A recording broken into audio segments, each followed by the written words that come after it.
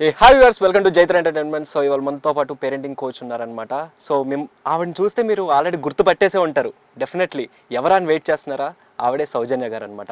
So ఆవిడని అడిగి తెలుసుకుందాం అసలు ఆవిడ జర్నీ ఎలా స్టార్ట్ అయింది, అండ్ మనం కొన్ని టిప్స్ కూడా అడిగి తెలుసుకుందాం అనమాట. హాయ్ మ్యామ్, ఎలా ఉన్నారు? సూపర్ అండి, మీరు ఎలా ఉన్నారు? సూపర్ అండి. సో ఫస్ట్ ఆఫ్ ఆల్ మేము మిమ్మల్ని ఇప్పుడు కాదు మ్యామ్, మేము చూస్తున్నాం రెగ్యులర్గా, మీ వీడియోస్ చూస్తూ ఉంటాము, మీకున్న ఫాలోయింగ్ చూస్తూ ఉంటాము. అసలు మీరు ఫస్ట్ ఆఫ్ ఆల్ ఈ కోచ్ అవ్వడానికి రీజన్ ఏంటి, అసలు ఎందుకు అయ్యారు? రైట్, అంటే నా అన్ని పాడ్కాస్ట్లో ఫస్ట్ టైం నేను చెప్తున్నాను నా జర్నీ గురించి. అవునా? యా. Oh super. బికాస్ జనరల్గా నేను పేరెంటింగ్ క్లాసెస్ కండక్ట్ చేస్తుంటాను, నా ఆడియన్స్కి ఎలా చెప్తూ ఉంటాను, ఇంటర్నల్గా ఆన్లైన్ క్లాసెస్లో చెప్తుంటాను, బట్ పబ్లిక్గా this is the first time. Oh super. Right. So ఎందుకు స్టార్ట్ అయింది, ఎలా స్టార్ట్ అయింది అనే క్వశ్చన్ వస్తే, నేను యాజ్ ఏ వైఫ్గా, నేను యాజ్ ఏ మదర్గా, అందరూ ఎలా అయితే వైఫ్స్ అందరూ మదర్స్ అందరూ స్ట్రగుల్స్ ఫేస్ చేస్తారో నేను కూడా అలా ఫేస్ చేశాను. ఓకే, పెళ్ళికి ముందు డిఫరెంట్ ప్రపంచం ఉంటుంది ప్రతి అమ్మాయికి. పెళ్లి తర్వాత ఇంకో డిఫరెంట్ ప్లానెట్ లాగా కనిపిస్తుంది, అది అసలు సింకే ఉండదు కొన్నిసార్లు. అక్కడ ఏమవుతుందంటే చాలా థింగ్స్ మనం నేర్చుకుంటాం ఓన్గా. ఓకే, చిన్నప్పటి నుంచి మనం పుట్టుకతో ఏది రాదు. మనం వెళ్తుంటే జర్నీలో మన టైం, మన లైఫ్, అన్ని లెసన్స్ అనేటివి మనకు నేర్పిస్తూ ఉంటాయి. ఎవరి లైఫ్ కూడా ఇక్కడ పర్ఫెక్ట్ అనేది చెప్పలేము, రైట్? ఈవెన్ చందమామకు కూడా మచ్చలు ఉంటాయి అంటారు కదా, రైట్? సో అలా నేను పెళ్ళి తర్వాత అలాంటి డిఫికల్టీస్ ఫేస్ చేశాను ఏదైతే నాన్ సింక్లో ఉందో. ఓకే. దెన్ ఐ రియలైజ్డ్, అంటే పెళ్ళైన ఇమ్మీడియట్గానే ఐ గాట్ ప్రెగ్నెంట్ అనమాట. దెన్ అంటే without any knowledge, which is unplanned అనుకోండి, విత్ ఇన్ ఏ షార్ట్ టైంలో అది జరిగిపోయింది. ఇప్పుడు చూడండి, మనకు చెస్ గేమ్ ఉంది. ఓకే, చెస్ గేమ్ మీకు అసలు ఆ కాయిన్ అంటే ఏంటి, ఆ బోర్డ్ అంటే ఏంటి ఏం తెలియకపోతే మీరు ఎలా ఆడతారు? అవును, ఎదుటోళ్ళు ఆడుతున్నా మీకు అర్థం కాదు వాళ్ళు చెప్పేవారికి, రైట్? మనం నేర్చుకుంటే తప్ప, పర్సనల్గా మన టైం ఇన్వెస్ట్ చేస్తే తప్ప మనకు తెలియదు. సో మీరు ఇప్పుడు చాలా బాగా రూల్స్ అండ్ రెగ్యులేషన్స్ తెలుసుకున్నారు, ఎంత బాగా ఆడగలుగుతారు, ఆ కాన్ఫిడెన్సే వేరు. సో ఇక్కడ కూడా జరిగింది అదే. పిల్లల విషయానికి వస్తే చాలా డిఫికల్టీస్ ఫేస్ చేశాను, ఎందుకంటే I don't know parenting knowledge. కొన్ని తెలుసు, అది కూడా మన పేరెంట్స్ నుంచి, మన ఇన్లాస్ నుంచి, మన గ్రాండ్ పేరెంట్స్ నుంచి తెలిసినవే. బట్ వాళ్ళ పేరెంటింగ్ తెలిసినా కూడా వాళ్ళు కూడా సక్సెస్ఫుల్గా, అంటే హ్యాపీగా ఉన్నారా? లేదు, 100% లేదు. అందరికీ డౌట్, ఏది what is correct, what is wrong అనేది. అంటే ప్రతి ఒక్క పర్సన్ పర్స్పెక్టివ్ ఎలా ఉంటుంది, నేనే కరెక్ట్, నేను చేసిందే కరెక్ట్. మరి అక్కడ కరెక్ట్ ఏంటి, యాక్చువల్ కరెక్ట్ ఏంటి అనేది ఎవరికి తెలియదు. అక్కడే స్టార్ట్ అయింది నా స్ట్రగుల్స్ నుంచే నా లెర్నింగ్ స్టార్ట్ అయింది. సూపర్. ఎందుకు నేను ఇవన్నీ నేర్చుకోకూడదు? పెళ్ళికి ముందు నేను చాలా డ్రీమ్స్ ఉండేవన్నమాట. అత్తమామని బాగా చూసుకోవాలి, హస్బెండ్ని బాగా చూసుకోవాలి, నేను సెల్ఫ్ కేర్ చేసుకోవాలి. ఓకే, ఈవెన్ అట్లీస్ట్ రెడీ అవ్వడం అయినా సరే డైలీ మంచిగా చూయించుకోవడానికి, లేకపోతే ఏదో ఒకటి, చాలా ఒక పర్స్పెక్టివ్ ఉంటుంది.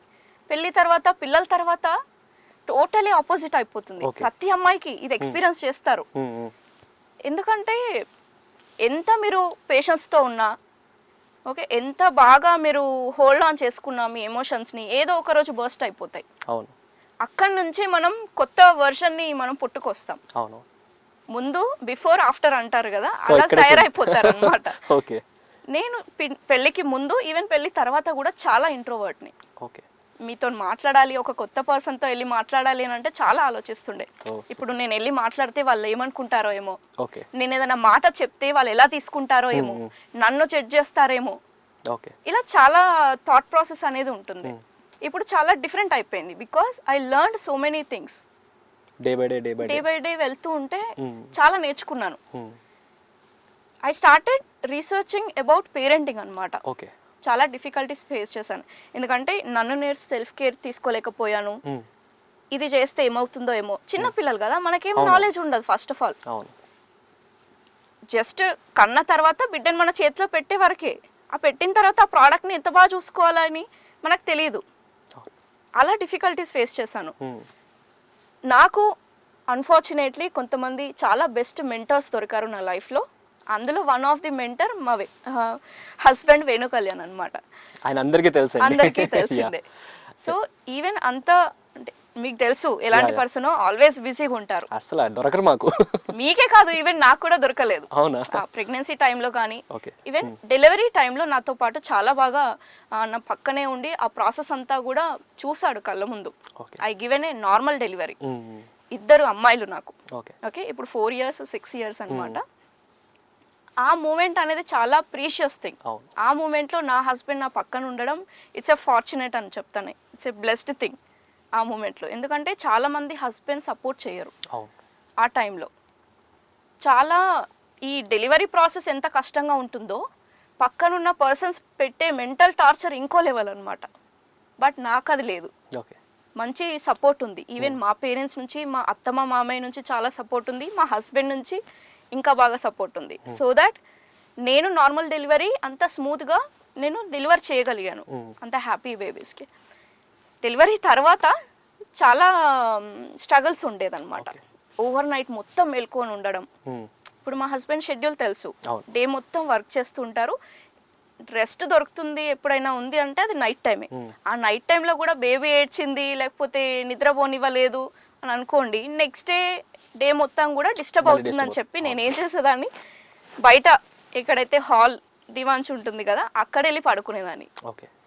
అంటే హస్బెండ్కి కొంచెం నా తరపున నుంచి సపోర్ట్ ఉండేది. ఈవెన్ అతను ఎలా సపోర్ట్ చేశాడో నేను కూడా చెయ్యాలి కదా. అండర్స్టాండ్ అంటే అది ఏదైనా అనుకోండి, ఇట్స్ ఏ అండర్స్టాండింగ్. ఆ టైంలో మా అత్తమ్మ మా మామయ్య ప్రతి నిమిషం వచ్చి పడుకుందా, ఏడుస్తుందా అని చాలా సపోర్ట్ చేసేవారు ఆ టైంలో. బికాజ్ ఇప్పుడు అన్నట్టు చాలా మంది అత్తమామ కూడా అలా చెయ్యరు. ఆమెని చూసుకుంటుంది. హస్బెండ్స్ కూడా అంతే అనుకుంటారు, నేను తండ్రిని అయిపోయాను అని అనుకొని ఆ బాధ్యత ఫుల్ రెస్పాన్సిబిలిటీస్ కూడా మదర్కే ఇస్తారు. ఇంకా ఆమెనే ఫీడింగ్ ఇస్తుంది, ఆమెనే చూసుకుంటుంది. ఓకే, కానీ నాకు అలా లేదు, మంచి సపోర్ట్ ఉంది ఇంట్లో. బట్ స్టిల్ ఆ పేరెంటింగ్ స్ట్రాటజీస్ తెలియక సఫర్ అవుతుండే, ఎంత సపోర్ట్ ఉన్నా కూడా. అర్థమవుతుందండి, మీ టీయర్స్లోనే అర్థమవుతుంది నాకు. You are getting tears. Yeah, ఎందుకంటే ఇంత సపోర్ట్ ఉండి కూడా నాకు ఇలా అనిపిస్తుంటే ఇంకా చాలా మంది అమ్మాయిల సంగతి ఏంటి, ఎంత స్ట్రగుల్స్ ఫేస్ చేసి ఉంటారు. ఆ టైంలో ఏదైతే సపోర్ట్ ఉన్నా కూడా నేను ఆ పేరెంటింగ్ అనేది కరెక్ట్గా చేయలేకపోయా. అప్పుడు I started searching about parenting అనమాట. తర్వాత తెలిసింది, అరే పేరెంటింగ్ అంటే ఇంత ఈజీయా అని. ఇప్పుడు తెలుసుకున్నంత మాత్రాన మన ప్రాబ్లమ్ సాల్వ్ కావు కదా. డే బై డే అవి ఇంప్లిమెంట్ చేస్తుంటే మనకి స్ట్రగుల్స్ అనేటివి స్మూత్గా వెళ్తున్నాయా లేదా అని తెలుస్తుంది.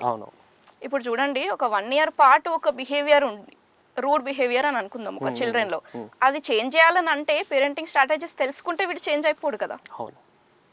వాళ్ళతో ఎలా కమ్యూనికేట్ చేయాలి, మనం ఎలా చేంజ్ చేసుకోవాలి, మన కోపంని ఎలా కంట్రోల్ చేసుకోవాలి, ఈ ప్రాసెస్ అనేది ఇంకా డిఫరెంట్. సో నేను ఈ ప్రాసెస్లో ఉన్నప్పుడు నా మెంటర్స్ ఇంకా నా హస్బెండ్ అందరూ కూడా హెల్ప్ చేశారు.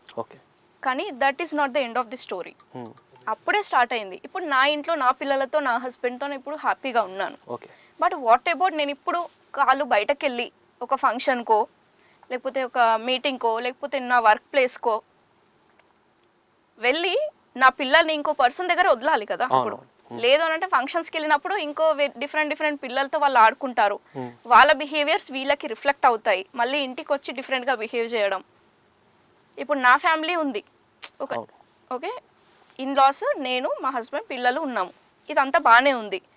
ఇంకో పక్కింటికి వెళ్ళినా సరే అది డిఫరెంట్ ఎన్విరాన్మెంటే కదా, అందులోకి వెళ్ళి ఏదో ఒకటి నేర్చుకునే వస్తాడు కదా. మళ్ళీ అక్కడ ప్రాబ్లం మళ్ళీ స్టార్ట్ అయింది. అప్పుడు నాకు ఏమనిపించింది, నేను చేంజ్ అయితే సరిపోదు, నా పిల్లలు ఇప్పుడు కాకపోయినా రేపు పొద్దున హయ్యర్ స్టడీస్కి వెళ్తారు. ఓకే, చాలా చాలా డిఫరెంట్, ఒక క్లాస్లో 30 members ఉంటే 30 బిహేవియర్స్ తన మీద ఇంపాక్ట్ చూపిస్తాయి, రైట్? మరి ఆ సిచ్యువేషన్ సంగతి ఏంటి? ఒకవేళ నేను బాగానే ఉన్నాను నా సైడ్, వాళ్ళ నుంచి బాగాలేకపోతే they will go in to different direction కదా. Then I thought to start parenting classes అనమాట. ఎందుకు హెల్ప్ చేయకూడదు అంటే నా చిన్న చిన్న సర్కిల్తో స్టార్ట్ చేశాను నేను. ఓకే, నా కాంటాక్ట్స్కి చెప్పడం, లేకపోతే ఇప్పుడు మా హస్బెండ్కి చాలా హ్యూజ్ పాపులారిటీ ఉంది కాబట్టి నేను దాన్ని ఎందుకు వాడుకోకూడదు. ఓకే ఓకే, మంచి సోర్స్ ఉంది, రిసోర్సెస్ ఉన్నాయి, నాకు మంచి టీం ఉంది, మంచి స్టూడియో సెటప్ ఉంది, మంచి హస్బెండ్ సపోర్ట్ ఉంది, నేను ఎందుకు స్టార్ట్ చేయకూడదు? ఇప్పుడు ఇక్కడ ప్రాబ్లం ఏంటి? మళ్ళీ నేను ఇంట్రోవర్ట్ అని చెప్పాను. అవును, I can't speak. Okay okay, but ఇప్పుడు ఒక పర్సన్ నాతో దగ్గర అయ్యారు అనుకోండి, ఐ కెన్ ఎక్స్ప్లెయిన్, వాళ్ళకి అర్థమయ్యే వరకు నేను ఎక్స్ప్లెయిన్ చేయగలుగుతాను. బట్ హ్యూజ్ క్రౌడ్లో ఐ కాంట్.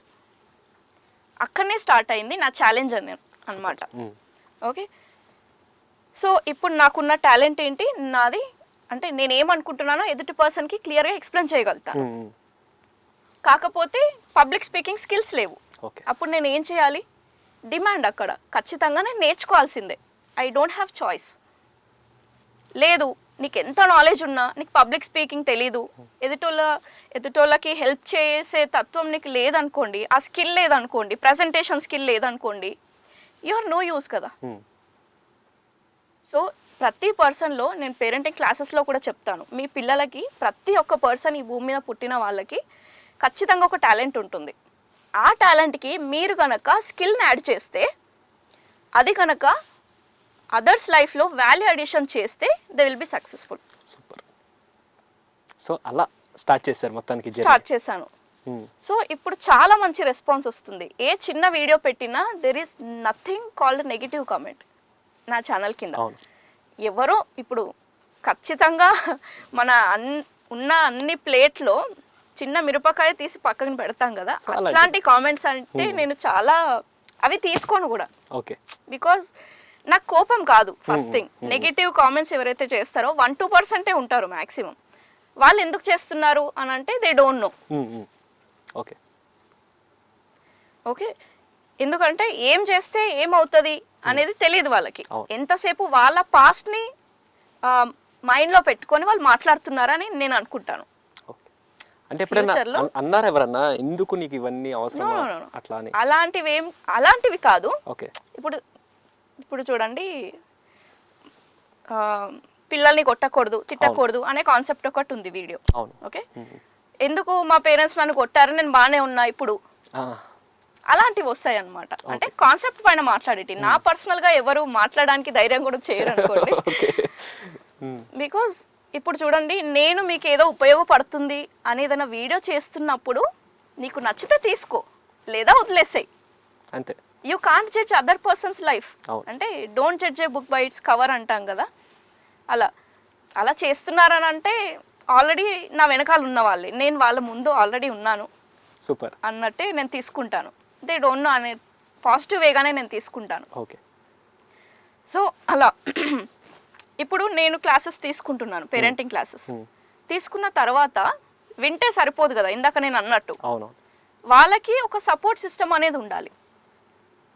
అందుకే నేను ఏం చేశానంటే 4 days క్లాస్ కండక్ట్ చేస్తుంటాను నేను పేరెంటింగ్ పైన. జస్ట్ 1 hour, ఒక 1 minute వీడియోనో 5 minutes వీడియోనో, వాళ్ళ జీవితాలు మారాయి కదా. సో పేరెంటింగ్ అంటే ఒక ఓషన్ లాంటిది. మీరు ఒక్కసారి పేరెంట్ అయితే మీరు లైఫ్ లాంగ్ పేరెంటే. ప్రతి ఏజ్ గ్రూప్లో మీ పేరెంటింగ్ మ్యాటర్ అవుతుంది. వాళ్ళ పెళ్ళిళ్ళు అయ్యి వాళ్ళకి పిల్లలు పుట్టిన తర్వాత కూడా మీ పేరెంటింగ్ మ్యాటర్ అవుతుంది. అంటే చిన్నప్పుడు చెప్పిన ఏవైతే మాటలు ఉన్నాయో పెద్దగైన తర్వాత చెప్పలేం కదా, నాకు అన్నీ తెలుసు అంటాడు వాడు కదా.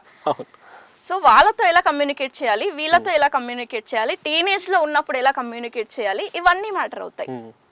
మీ పిల్లల్ని ఒక సక్సెస్ఫుల్ కెరీర్కి తీసుకెళ్ళాలి అని అంటే చిన్నప్పటి నుంచి మీరు ఏం చేయాలి, స్టెప్ బై స్టెప్ నేను వాళ్ళని నాలెడ్జ్ ఇస్తూ ఉంటాను, దానిపైన స్ట్రాటజీస్ చెప్తూ ఉంటాను.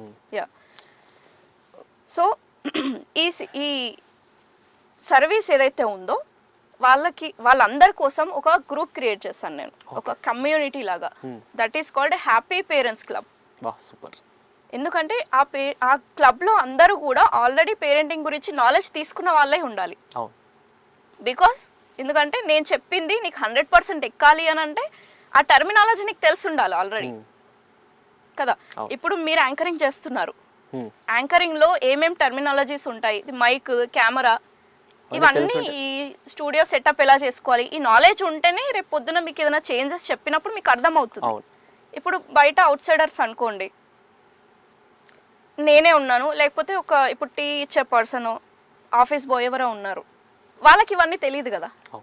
నేను ఎంత చెప్పినా వాళ్ళకి అర్థం కాదు, ఏం చెప్తున్నారు, ఆ లైట్ అంటే ఏంది, ఈ లైట్ అంటే ఏంది, బ్యాక్ డ్రాప్ అంటే ఏంటి, ఇవేం తెలియదు కదా. సో పేరెంటింగ్ కూడా అంతే. నేను చెప్పిన తర్వాత టర్మినాలజీస్ క్లియర్గా అర్థమవుతాయి. ఓకే, ఇప్పుడు నేను అంటాను 100% ఇవ్వాలి మీరు, 100% అటెన్షన్, లేకపోతే 100% మీ క్వాలిటీ టైం ఇవ్వాలి అని అంటాను. క్వాలిటీ టైం అంటే చాలామంది ఏమనుకుంటారు, మీ ప్రజెన్సే అనుకుంటారు. మీ పిల్లలు ఇక్కడ ఆడుకుంటున్నారు, మీరు అక్కడ ఉండాలి, దట్ ఈస్ క్వాలిటీ టైం అనుకుంటారు. No, that is not quality time. ఎందుకు అని అంటే వాళ్ళు ఏదైతే యాక్టివిటీ చేస్తున్నారో, వాళ్ళు ఏదైతే డ్రాయింగ్ చేస్తున్నారో, చదువుకుంటున్నారో అని అనుకుందాం, మీరు ఫోన్ చూసుకుంటూ కూర్చుంటే అది క్వాలిటీ టైం కాదు. మీ ఫోన్లు పక్కన పెట్టి, మీ టీవీ అన్నీ కూడా బంద్ చేసుకొని, మీ ఆఫీస్ వర్క్ కూడా పక్కన పెట్టేసి, వాళ్ళతో హ్యాపీగా వాళ్ళు చేస్తున్న యాక్టివిటీలో మీరు 100% ఇన్వాల్వ్ అవ్వాలి. మీరు వాళ్ళలాగా మారిపోవాలి.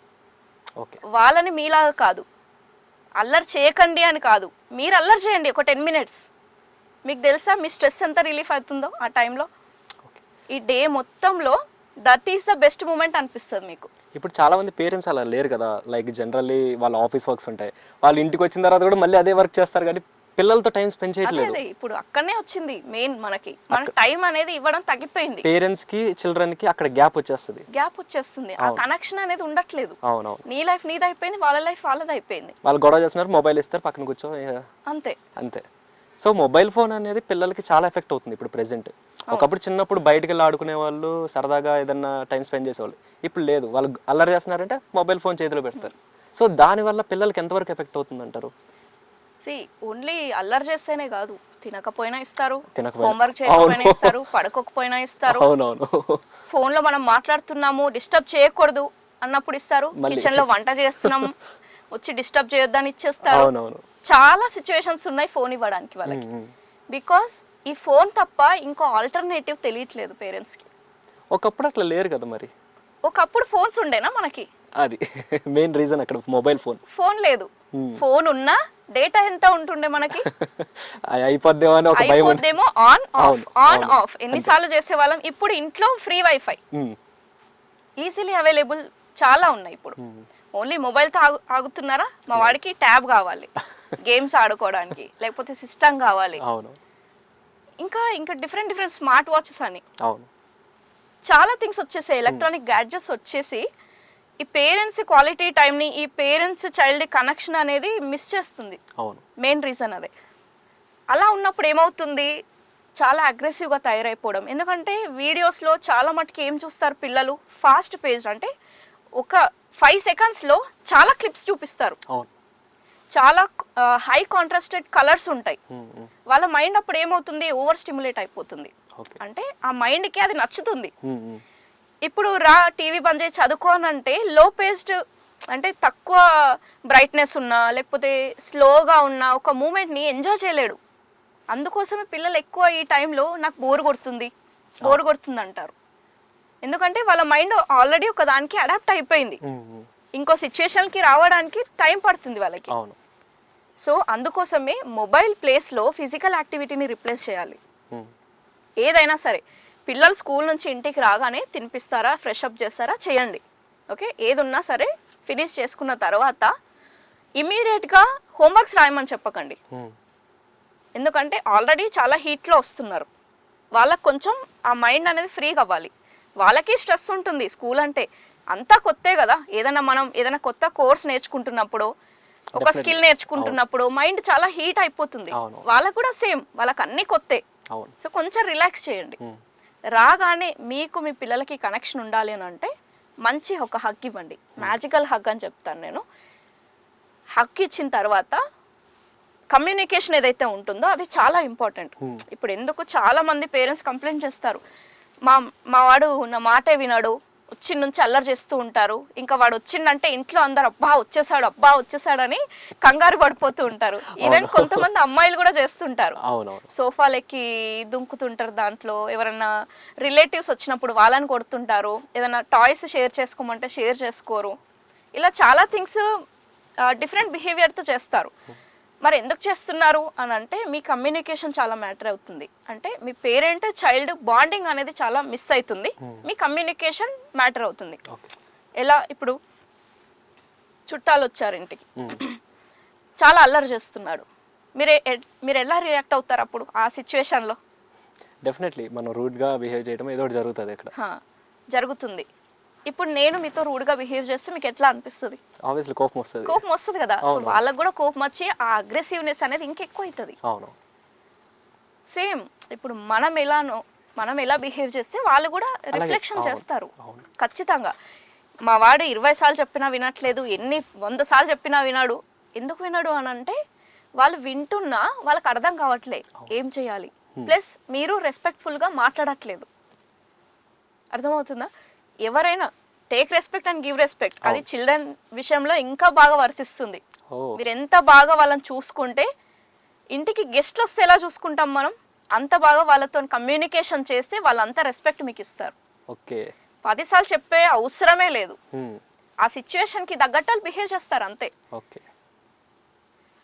ఇంటికి ఎవరైనా పెద్దవాళ్ళు వచ్చినప్పుడు రారా కూర్చో అని అంటారా, లేకపోతే నమస్తే అండి రండి కూర్చోండి టీ కాఫీ ఏమైనా కావాలా? ఇది ఒకప్పుడు, ఇప్పుడు లేదు. హాయ్ బాయ్ ఇవన్నీ అయిపోయాయి. సో ఇవన్నీ మిస్ అవుతున్నాయి. వాళ్ళు కూడా ఏం చేస్తారు, ఎవరైనా వచ్చినప్పుడు హాయ్ ఆంటీ హలో ఆంటీ అంటారా? లేదు. వాళ్ళ పని వాళ్ళు చేసుకుంటారు. సో దగ్గరుండి మనం ఏం చేస్తున్నామో చేసి వాళ్ళకి చూపిస్తేనే వాళ్ళు నేర్చుకుంటారు. మీరు ఎన్నిసార్లు చెప్పినా వాళ్ళు వినరు. చాలా మంది ఇక్కడ ఒక మిస్టేక్ చేస్తారు. ఇంటికి ఎవరైనా వచ్చినప్పుడు ఆంటీకి హలో చెప్పు, నీ పేరు చెప్పు, లేకపోతే ఒక రైమ్స్ చెప్పు, ఫోర్స్ చేస్తుంటారు వాళ్ళని. కానీ ఎందుకు చెప్పాలి వాళ్ళకి? క్వశ్చన్ ఉంటుంది కదా, వాళ్ళు ఎవరు అసలు? ఫస్ట్ టైం చూసిన పర్సన్కి నువ్వు ఎందుకు అన్ని ఘనం చెప్పాలని అనుకుంటావు? సేమ్ వాళ్ళ మైండ్లో కూడా అవన్నీ తిరుగుతాయి. అసలు ఎవరు వీళ్ళు, మా మమ్మీ ఎందుకు నన్ను చెప్పమంటుంది, ఎందుకు ఫోర్స్ చేస్తున్నారు వీళ్ళు? లోపల ఒక ప్రెషర్ స్టార్ట్ అవుతుంది వాళ్ళకి. వాళ్ళు చెప్పలేరు, వాళ్ళకి తెలుసు, పేరెంట్స్కి తెలుసు ఇవన్నీ వచ్చు మా వాడికి, అయినా కూడా ఎవరైనా వచ్చినప్పుడు చెప్పాడు వాడు, వీడు ఎప్పుడు ఇంతే అని వాళ్ళ ముందే తిడుతుంటారు. ఇంకా అది వాళ్ళ పిల్లల మనసులో బాగా ఉండిపోతుంది. అంటే ఎంతసేపు పేరెంట్ పర్స్పెక్టివే తప్ప చిల్డ్రన్ పర్స్పెక్టివ్ వాళ్ళు ఏమనుకుంటారు, వాళ్ళ ఇన్నర్ ఫీలింగ్ ఏంటి అర్థం చేసుకోరు. ఇవన్నీ కూడా పేరెంటింగ్లో కవర్ అయిపోతాయి. పేరెంటింగ్ అంటే పిల్లల్ని కంట్రోల్ చేయడం, లేకపోతే పిల్లల్ని మంచి బిహేవియర్గా తీసుకురావడం, వాళ్ళకి కొట్టకుండా అంటే రైట్ వేలో తీసుకురావడం కాదు. పేరెంట్స్ కరెక్ట్గా ఉండడం ఫస్ట్. పేరెంటింగ్ అంటే మీనింగే అది. ఎంతసేపు మనమే ఒక టీచింగ్ పేరెంట్గా కాకుండా ఒక లర్నింగ్ పేరెంట్ అయిపోవాలి. మీకు వాళ్ళకి డిఫరెన్స్ ఏంటి? మీరు కొన్ని ఇయర్స్ ముందు పుట్టారు అంతే కదా, వాళ్ళు మనుషులే మీరు మనుషులే, కొన్ని థింగ్స్ ఎక్కువ తెలుసు మీకు అంతే. ఆ ఏజ్ క్రాస్ చేసి వచ్చారు కాబట్టి తెలుస్తాయి అంతే. బట్ వాళ్ళకి మీకు పెద్ద డిఫరెన్స్ లేదు. వాళ్ళు ఒక హ్యూమన్ బీయింగే, వాళ్ళకి they deserve respect, they deserve trust, they deserve love. మీ కోపం అవసరం లేదు వాళ్ళకి. ఏదో మీరు ఒక సుపీరియారిటీ తోటి మీరు కోపం తిడుతున్నారు, కొడుతున్నారు, చేసుకుంటున్నారు. బట్ వాళ్ళు మీరంతా సేమే కదా. అది ఒక్కటి మైండ్లో పెట్టుకుంటే అంటే ఆ బాండింగ్ అనేది ఇంకా బాగా ఉంటుంది పేరెంట్కి చైల్డ్కి అనేది. ఎన్నిసార్లు చెప్పినా వినట్లేదు అని అంటే ప్రాబ్లం రాదు అప్పుడు. ఇవన్నీ పుట్టుకతోని కూడా కోపంగా పుట్టరు పిల్లలు, పుట్టుకతోని కూడా అరుచుకుంటూ రారు.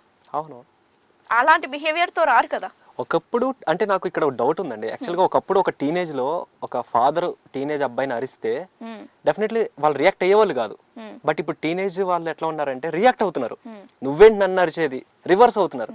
ఇదే రీజన్స్ అనుకుంటున్నాను నేను. ఎందుకో చెప్తా. మనకి మన మమ్మీ డాడీ తిట్టినప్పుడు ఇంకో ఆప్షన్ ఏంటి? సైలెంట్ ఉండడం తప్ప ఇంకా వేరే ఆప్షన్ లేదు. ఆప్షనే లేదు.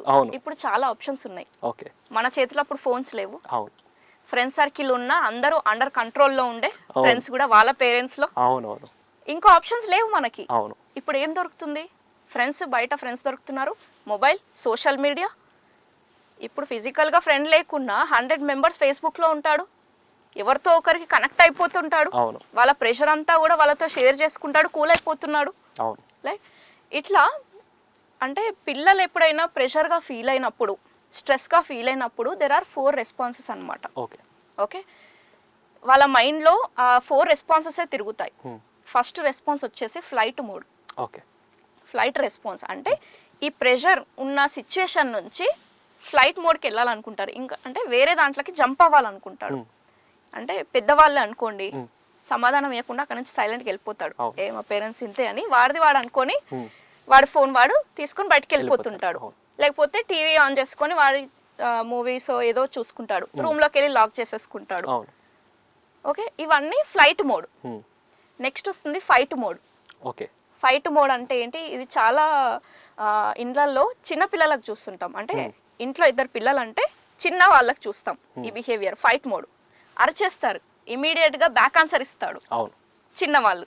పెద్దవాళ్ళు ఇవ్వడు, పెద్దవారు ఇవ్వరు. ఎందుకంటే భయమో లేకపోతే ఆ రెస్పెక్ట్ లేదనుకోనో, ఓకే, అది మిస్ అవుతుంది. ఫైట్ మోడ్ లోకి సెకండ్ వాళ్ళు వస్తారనమాట, సెకండ్ చైల్డ్.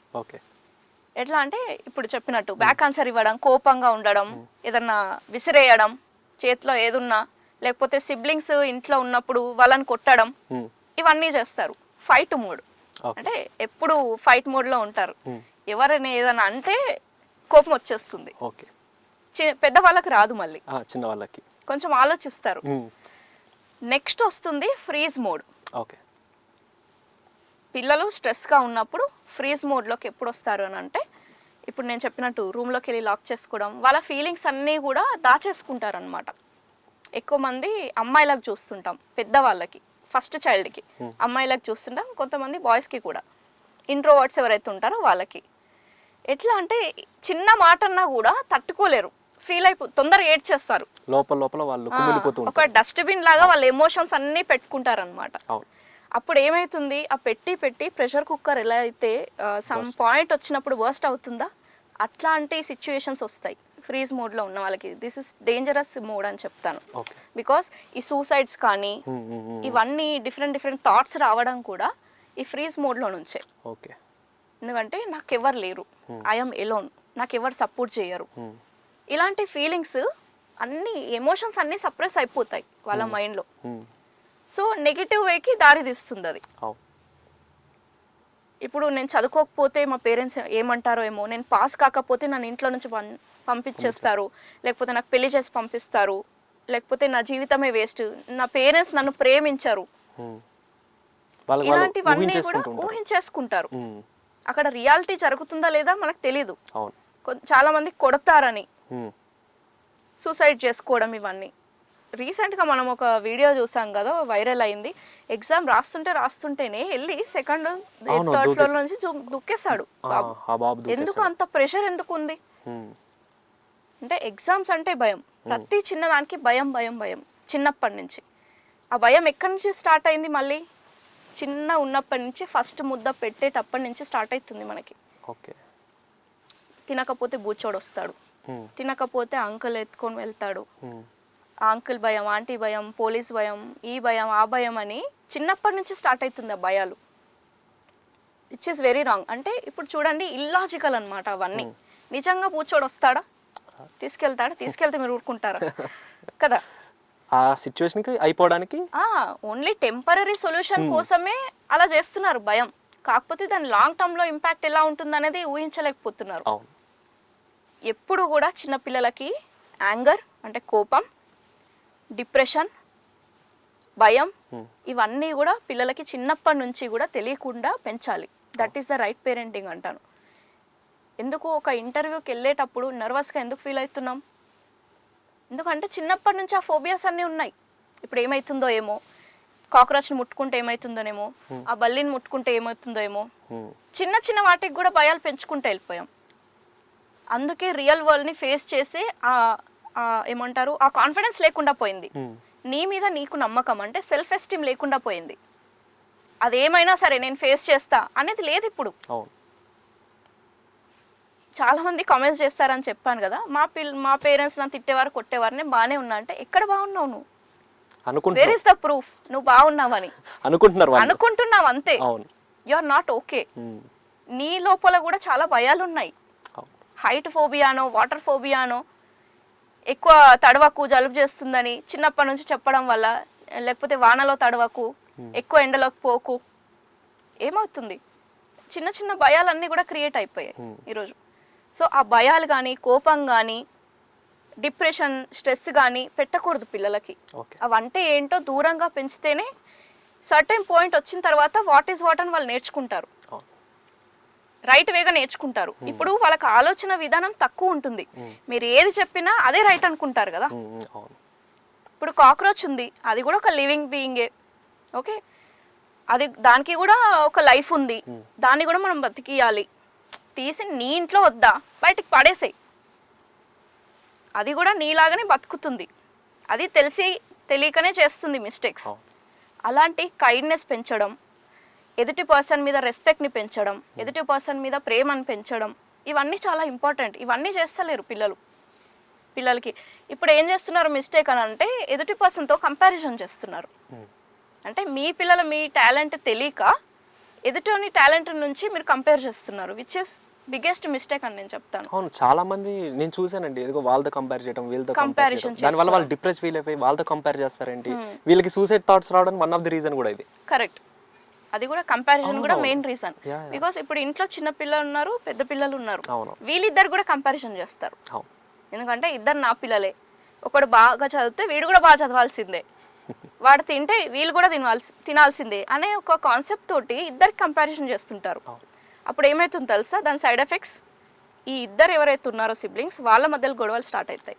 ఇప్పుడు నీ వల్లనే నన్ను తిట్టాడు, నీ వల్లనే నన్ను కొట్టాడు, ప్రతి ఇంట్లో జరుగుతుంది కంపారిజన్. అన్నయ్య చూసినావా, నీకన్నా చిన్నది చెల్లె చూసినావా, నువ్వే చేస్తలేవు, దాందే తింటుంది, నువ్వు కూడా తిను. అలా చాలా కంపారిజన్స్ డైలీ లైఫ్లో చాలా కంపారిజన్స్ అయిపోయి సిబ్లింగ్స్ ఎందుకు కొట్టుకుంటారు, మీ వల్లనే. అది ఇద్దరికి పడట్లేదు అని అంటే రీజన్ మీరే. అక్కడ వాళ్ళని అనడానికి ఏం లేదు, ప్రతి ఒక్క పాయింట్ వాళ్ళ బిహేవియర్లో రాంగ్ ఉందంటే మీరే క్రియేట్ చేస్తారు. అవును మేడం, మరి నేను ఇంట్లో బాగానే చూసుకుంటున్నా, మరి స్కూల్కి అవి ఇది నేర్చుకొని వస్తున్నాడు, వాళ్ళ ఫ్రెండ్ సర్కిల్ నుంచి నేర్చుకొని వస్తున్నాడు అని అంటే అక్కడ ప్రాబ్లం ఏంటి, స్కూల్ ఎన్విరాన్మెంట్తో మాట్లాడాలి. అప్పుడు మీరు వాళ్ళ పిల్లలకు కూడా మంచి బిహేవియర్ని మీరు వాళ్ళ మైండ్లో వెయ్యాలి కదా. మేనేజ్మెంట్తో పేరెంట్ టీచర్ మీటింగ్కి వెళ్ళినప్పుడు చాలామంది ఏం అడుగుతారు, ఏం అడగరు, ఇప్పుడు నేను చెప్తా. ఓకే, ఏం అడుగుతారు, మా వాడు ఎలా చదువుతున్నాడు, అందరికంటే ఫస్ట్ వచ్చాడా లేదా, కంపారిజన్. ఫస్ట్ ఎన్ని మార్క్స్ వచ్చాయి, ఏ సబ్జెక్ట్లో ఎంత వచ్చాయి, ఎందుకు తక్కువ వచ్చాయి, మీరు సరిగా చెప్పట్లేదా. ఓకే, టీచర్స్ మీద వేస్తాడు, లేకపోతే స్టూడెంట్ మీద వేస్తాడు పేరెంట్. ఆ టీచర్ కూడా ఏం చేస్తారు, ఇంట్లో మీరు చదివియట్లేదు, పేరెంట్ మీద వేస్తాడు, స్టూడెంట్ మీద వేస్తుంటాడు. అంటే బ్లేమ్ గేమ్ అవుతుంది అనమాట. అక్కడ బలి అయ్యేది ఎవరు, మళ్ళీ స్టూడెంట్. ప్రెషర్ ఎక్కువైపోతుంది ఇక్కడ టీచర్ నుంచి, ఇక్కడ పేరెంట్స్ నుంచి, చదువు చదువు చదువు అని. మరి రైట్ వేగా ఎవరు కూర్చోబెట్టి చదివించారు, ఇలా చదివితే ఇది గుర్తుంటుంది, ఇది దీని కాన్సెప్ట్, ఇది 30-40 మెంబర్స్తో కలిపి అందరికీ సేమ్ ఈక్వల్ టీచింగ్ చేస్తున్నావు నువ్వు, బట్ ఏ స్టూడెంట్ ఎలా చదువుతున్నాడని ఎప్పుడు కేర్ తీసుకున్నారు మీరు. ఇంట్లో మనమైనా సరే క్వాలిటీ టైం ఎప్పుడు ఇచ్చాం వాళ్ళకి, వాళ్ళు నేర్చుకోవడానికి. పేరెంట్కి చైల్డింగ్ బాండ్ ఎక్కడుంది మీకు, మీరు చెప్పిన మాట ఎలా వింటున్నారు మీరు. పేరెంట్ టీచర్స్ మీటింగ్ అయినప్పుడు అడగాల్సింది ఒకటే, మా పిల్లల బిహేవియర్ ఎలా ఉంది, ఎవరితోటైనా ఏదైనా కంప్లైంట్ ఉందా, అంటే మీ పిల్లలకి ఇంకా వేరే పర్సన్కి ఎవరికైనా ఇష్యూస్ ఉన్నాయా, టీచర్కి క్లాస్లో టీచర్కి మా పిల్లలకి ఆ బాండింగ్ ఎలా ఉంది, ఎలా బిహేవ్ చేస్తున్నాడు, ఒకవేళ రాంగ్ ఉంది, రూడ్గా బిహేవ్ చేస్తున్నాడు, మరి ఏం చేయాలి. ఏదైనా సబ్జెక్ట్ వీక్ ఉంది, మా పిల్లలు చదవలేకపోతున్నారు, మరి ఏం చేయాలి. అప్పుడు ఆ సబ్జెక్ట్కి ఆ పర్సన్కి మంచి ఒక కనెక్షన్ బాండింగ్ అనేది క్రియేట్ చేయాలి. అంతేగాని చదువు చదువు అని మళ్ళీ ప్రెషర్ పెడితే తెలియదు వాళ్ళకి ఎలా చదవాలో. ఎండ్ ఆఫ్ ది డే అదే సూసైడ్లు అవుతున్నాయి. ఎంత చదివినా నా బుర్రకి ఎక్కట్లేదు, ఏం చేయాలి, ఇంకా నాకు ఆ లాస్ట్ ఆప్షన్ అనుకుంటాడు వాడు. కొంతమంది పేరెంట్స్ వాళ్ళకి అంటే వాళ్ళ లైఫ్లో ఏదో సాధించాలనుకుని సాధించలేక ఆ ప్రెషర్ని తీసుకొచ్చి స్టూడెంట్స్ మీద రుద్దుతారు. దానివల్ల స్టూడెంట్ ఏంటంటే నేను అవ్వాలనుకున్నది అవ్వలేక సూసైడ్ థాట్స్. కరెక్ట్. ఇవి మెయిన్ పేరెంటింగ్ వాళ్ళ మెంటాలిటీని బట్టే స్టూడెంట్ అనేది వాళ్ళ పిల్లలు అనేది ఉంటుంది. వాళ్ళు అవ్వలేంది ఎందుకు వీళ్ళ మీద రుద్దుతున్నారు, వై? ఎందుకు అని అంటే అదే ఇప్పుడు అథారిటీ చూపించుకోవాలి. ఇప్పుడు మీ పిల్లలు నన్ను కను అని ఇప్పుడు చెప్పలేదు కదా, మీకోసం కన్నారు, వచ్చిన తర్వాత వాళ్ళ ఇష్టం అది. అవును. మీరు ప్రెషర్ ఎంత పెట్టినా కూడా, ఇప్పుడు చూడండి ఒక రోజ్ చెట్టు ఉంది, దానికి లిల్లీ ఫ్లవర్స్ పోయాలంటే ఎట్లయితాయి? అవ్వదు. ఏ చెట్టు ఏ విత్తనం వేస్తే అదే గ్రో అవుతుంది కదా. చిన్నప్పటి నుంచి సరే మీరు అనుకుంటారు డాక్టర్ అవ్వలేకపోయాను, డాక్టర్ చేయిస్తా. మరి చిన్నప్పటి నుంచి అలాంటి నాలెడ్జ్ మీరు ఇవ్వాలి. అన్ని సబ్జెక్ట్స్ పైన ఫోకస్ ఉండాలి అని అంటే అది కుదరదు కదా. ఇప్పుడు మ్యాథ్స్ చాలా టాలెంటెడ్ ఉంటారు, ఇదంతా కూడా కొంతమంది మ్యాథ్స్లో ఉంటారు, కొంతమంది సైన్స్లో, కొంతమంది లాంగ్వేజెస్లో గ్రిప్ ఉంటుంది. ఎందుకు ఇవన్నీ ఒక్కొక్కరికి ఒక్కొక్క సబ్జెక్ట్ పైన ఉంటుంది అని అంటే, పిల్లలు ఎప్పుడైతే ప్రెగ్నెన్సీలో ఉన్నప్పుడు 30 ఎగ్జాక్ట్ వీక్ తెలియదు, బట్ 13 వీక్స్ నుంచి స్టార్ట్ అవుతుంది వాళ్ళ బ్రెయిన్ డెవలప్మెంట్ అనేది. అయితే ఆ మూమెంట్లో మీరు ఏదైతే ఆలోచిస్తారో, ఏదైతే ఎమోషన్స్ మీరు హోల్డ్ ఆన్ చేస్తున్నారో, అవన్నీ కూడా బ్రెయిన్ డెవలప్మెంట్కి బేబీకి రిఫ్లెక్ట్ అవుతాయి. అంటే మన బ్రెయిన్లో డిఫరెంట్ పార్ట్స్ ఉంటాయి. ఏ థాట్స్ అయితే, ఏ ఇన్ఫర్మేషన్ అయితే ఎక్కువ ఇస్తారో ఆ పార్ట్ చాలా పవర్ఫుల్ అవుతుంది. అదే లాజికల్ బ్రెయిన్ అవ్వచ్చు కొంతమందికి లిటరేచర్ అవ్వచ్చు, కొంతమందికి ఇంకా రీసెర్చ్ లేకపోతే క్వశ్చనింగ్ లేకపోతే పబ్లిక్ స్పీకింగ్ ఇలాంటివి అవ్వచ్చు. సో అది డిపెండ్స్ ఆన్ మీ వైఫ్ ప్రెగ్నెన్సీలో ఉన్నప్పుడు మీరు ఎలా చూసుకుంటున్నారో, అట్లాంటి సపోర్ట్ మీరు ఎలా ఇస్తున్నారు అనేది మ్యాటర్ అవుతుంది. ఆ చైల్డ్ బయటకు వచ్చిన తర్వాత ఆ టాలెంట్ అనేది బయటకు వస్తుంది. ఎంతసేపు మీరు డాక్టర్ అని వాళ్ళని డాక్టర్ చేస్తే 100% ఇవ్వడు దాంట్లో. ఇప్పుడు చూడండి, మీకు బిర్యానీ అంటే ఇష్టం, పక్కన పర్సన్ బిర్యానీ తింటున్నాడు, నీకు పప్పుచారు ఇస్తే మీరు తింటారా? అసలు తినం కదా. అందుకే ఆ పర్సన్కి ఏం కావాలో తెలుసుకొని అదే ఇవ్వండి. ఇక్కడ చాలా మిస్టేక్ అక్కడనే జరుగుతుంది. ఎందుకంటే ఇప్పుడు చూడండి, మనం చేసిన ఎడ్యుకేషన్ డిఫరెంట్ ఫీల్డ్, ఇప్పుడు చేస్తున్న వర్క్ డిఫరెంట్ ఫీల్డ్. ఎందుకంటే డిమాండ్ అండ్ సప్లై. ఇప్పుడు బికాజ్ నీతో పాటు కొన్ని లక్షల మంది పాస్ అవుట్ అయ్యారు, కొంతమందికి జాబ్స్ ఎందుకు వస్తున్నాయి అని అంటే వాళ్ళకి ఆ టాలెంట్ ఉంది కాబట్టి వాళ్ళు ప్రూవ్ చేసుకున్నారు. ఎడ్యుకేషన్, కొంతమంది అంటారు ఎడ్యుకేషన్ చాలా ఇంపార్టెంట్ అని. నువ్వు ఎంత నాలెడ్జ్ తెలుసుకున్నా ఆ టాలెంట్కి స్కిల్ యాడ్ కాకపోతే it's waste of use, no use కదా. అదే కనుక నువ్వు చిన్నప్పటి నుంచి చాలా బాగా మాట్లాడతావు, education is a basic skill, but education is not everything. Basic skill compulsory ఉండాలి. అంటే ఇప్పుడు అంటారు కదా, ఏదన్నా డిగ్రీయో లేకపోతే 10th క్లాసో లేకపోతే ఇంటరో ఏదో ఉండాలి అని అంటారు. బికాజ్ అక్కడ నువ్వు ఒక డిసిప్లిన్ని నేర్చుకొని వస్తావు, నీ లైఫ్ని నేర్చుకోవు. నీ లైఫ్ అంతా కూడా ఆఫ్టర్ ఎడ్యుకేషనే. ఆ నాలెడ్జ్ని, ఆ ఎడ్యుకేషన్ని నువ్వు ఎలా వాడుకుంటున్నావు అనేది ఇంపార్టెంట్. అండ్ తర్వాత కొంతమంది ఇప్పుడు నేను చూస్తూ ఉంటాను, చిన్నపిల్లలు అంటే LKG UKG అప్పుడే వాళ్ళ ప్రెషర్ ఎట్లా ఉంటుంది అంటే బుక్స్ కానీ అది కానీ ఇంతంత బ్యాగ్లు హెవీ లోడెడ్ బ్యాగ్స్ వేసుకుని వెళ్తూ ఉంటారు. వాళ్ళకి చిన్నప్పటి నుంచి అంత ప్రెషర్ పెట్టడం అవసరమా? వాళ్ళు ఇప్పుడు మేము చదువుకున్న టైంలో చిన్నప్పుడు మాకు అంత లేవు, ఒక పలక లేదంటే ఒక బలపం తీసుకుని వెళ్తాం. కానీ ఇప్పుడు అట్లా కాదు, ఒక లాట్ ఆఫ్ బుక్స్ మెయింటైన్ చేస్తారు. ఎందుకు అంత ప్రెషర్ చేస్తున్నారు స్టూడెంట్స్కి? దానివల్ల వాళ్ళ బ్రెయిన్ ఎంతవరకు ఎఫెక్ట్ అవుతుంది? రైట్ క్వశ్చన్ అడిగారు, ఎందుకంటే ఇప్పుడు నెక్స్ట్ అడ్మిషన్ స్టార్ట్ కాబోతున్నాయి. సో చాలా మంది పేరెంట్స్ చేసే మిస్టేక్ ఏంటి అంటే బెస్ట్ ఎడ్యుకేషన్ ఇవ్వాలి, కాకపోతే అక్కడ ఏం మిస్ అవుతుంది అని అంటే ఆ పిల్లాడు ఆ ఎడ్యుకేషన్ని ఎంజాయ్ చేస్తున్నాడా లేదా, అది ఆ క్లారిటీ లేదు వాళ్ళకి. రేపు పొద్దున జాయిన్ చేసినా కూడా ఎంజాయ్ చేస్తున్నాడా, ప్రెషర్గా వెళ్తున్నాడా? వన్స్ జాయిన్ చేసిన తర్వాత చచ్చినట్టు పంపించాల్సిందే, నచ్చినా నచ్చకపోయినా. బట్ అలా ఉండకూడదు. ఎప్పుడైనా స్కూల్ సెలెక్షన్ నుంచి కూడా ఆ స్కూల్ దేనికి ఎక్కువ ప్రయారిటీ ఇస్తుంది. ఇప్పుడు చిన్న పిల్లలు అనుకోండి, అంత ఎడ్యుకేషన్ వాళ్ళకి అవసరం లేదు. ఎందుకంటే బిలో 7 years ఎవరైతే పిల్లలు ఉంటారో, ఈ ఏజ్ గ్రూప్ 0 నుంచి 7 years, ఈ ఏజ్ గ్రూప్లో మీరు ఎంత అయితే అంత స్కిల్స్ నేర్పించడానికి ప్రయత్నించాలి, రాదర్ దాన్ ఓన్లీ ఎడ్యుకేషన్. ఇప్పుడు చూడండి, పిల్లలు దేనికి ఇష్టపడతారు? ఎంజాయ్మెంట్కే ఇష్టపడతారు కదా. ఫన్ ఉండాలి ప్రతిదానికి. ఆ ఫన్ మిస్ అయితే వాళ్ళు ఉండలేరు. అగ్రెసివ్గా ఉండడం, కోపంగా ఉండడం, ఏడ్ చేయడం, నేను స్కూల్కి వెళ్ళను అని, లేకపోతే ఏదో టీచర్ భయంకో ఏదో నెగిటివ్ ఎఫెక్ట్స్ అయిపోతుంటాయి. సో ఈ 7 years ఏజ్ గ్రూప్ ఏదైతే ఉందో దాంట్లో మ్యాక్సిమం స్కిల్స్ మీరు ఎన్ని లాంగ్వేజెస్ వాళ్ళకి నేర్పియాలనుకుంటే this is the best age అనమాట. అంటే ఆ గ్రాస్పింగ్ అనేది చాలా ఫాస్ట్గా ఉంటుంది, పవర్ఫుల్గా ఉంటుంది వాళ్ళ బ్రెయిన్ అనేది. ఈ 7 years వరకు 90% బ్రెయిన్ డెవలప్మెంట్ అనేది జరిగిపోతుంటుంది. ఓకే. ఈ 10% డెవలప్మెంట్లో మీరు నేర్పించిన ఆ పెట్టిన ఎఫర్ట్స్ దాంట్లో ఒక 10% పెట్టినా వీళ్ళు ఫాస్ట్గా నేర్చేసుకుంటారు. So rather than focusing on only education, only ABCD, only 1 to 3 different activities ద్వారా వాళ్ళకి నేర్పించవచ్చు. ఓన్లీ ఒక పెన్ను లేకపోతే పెన్సిల్ పేపర్ పైన ABC రాసే కంటే they enjoy doing in sand. అదే ABC ఒక శాండ్లో రాస్తే, లేకపోతే మీరు ఏదైనా పప్పులో లేకపోతే గ్రెయిన్స్ లేదంటే ఏదైనా సరే ఒక మడ్ లేకపోతే ఒక క్లే ఏది ఉన్నా సరే వాటితో రాయడం వాళ్ళకి చాలా ఇష్టం. దాంట్లో ఉంది ఎంజాయ్మెంట్. పెన్ను పేపర్ పట్టుకోవడం ఎప్పుడు ఆల్రెడీ మీరంతా కూడా ఇక్కడ నేర్పించేసిన తర్వాత ఒక స్ట్రక్చర్డ్ వేగా మీరు బుక్లో నేర్పిస్తే అప్పుడు వస్తాయి.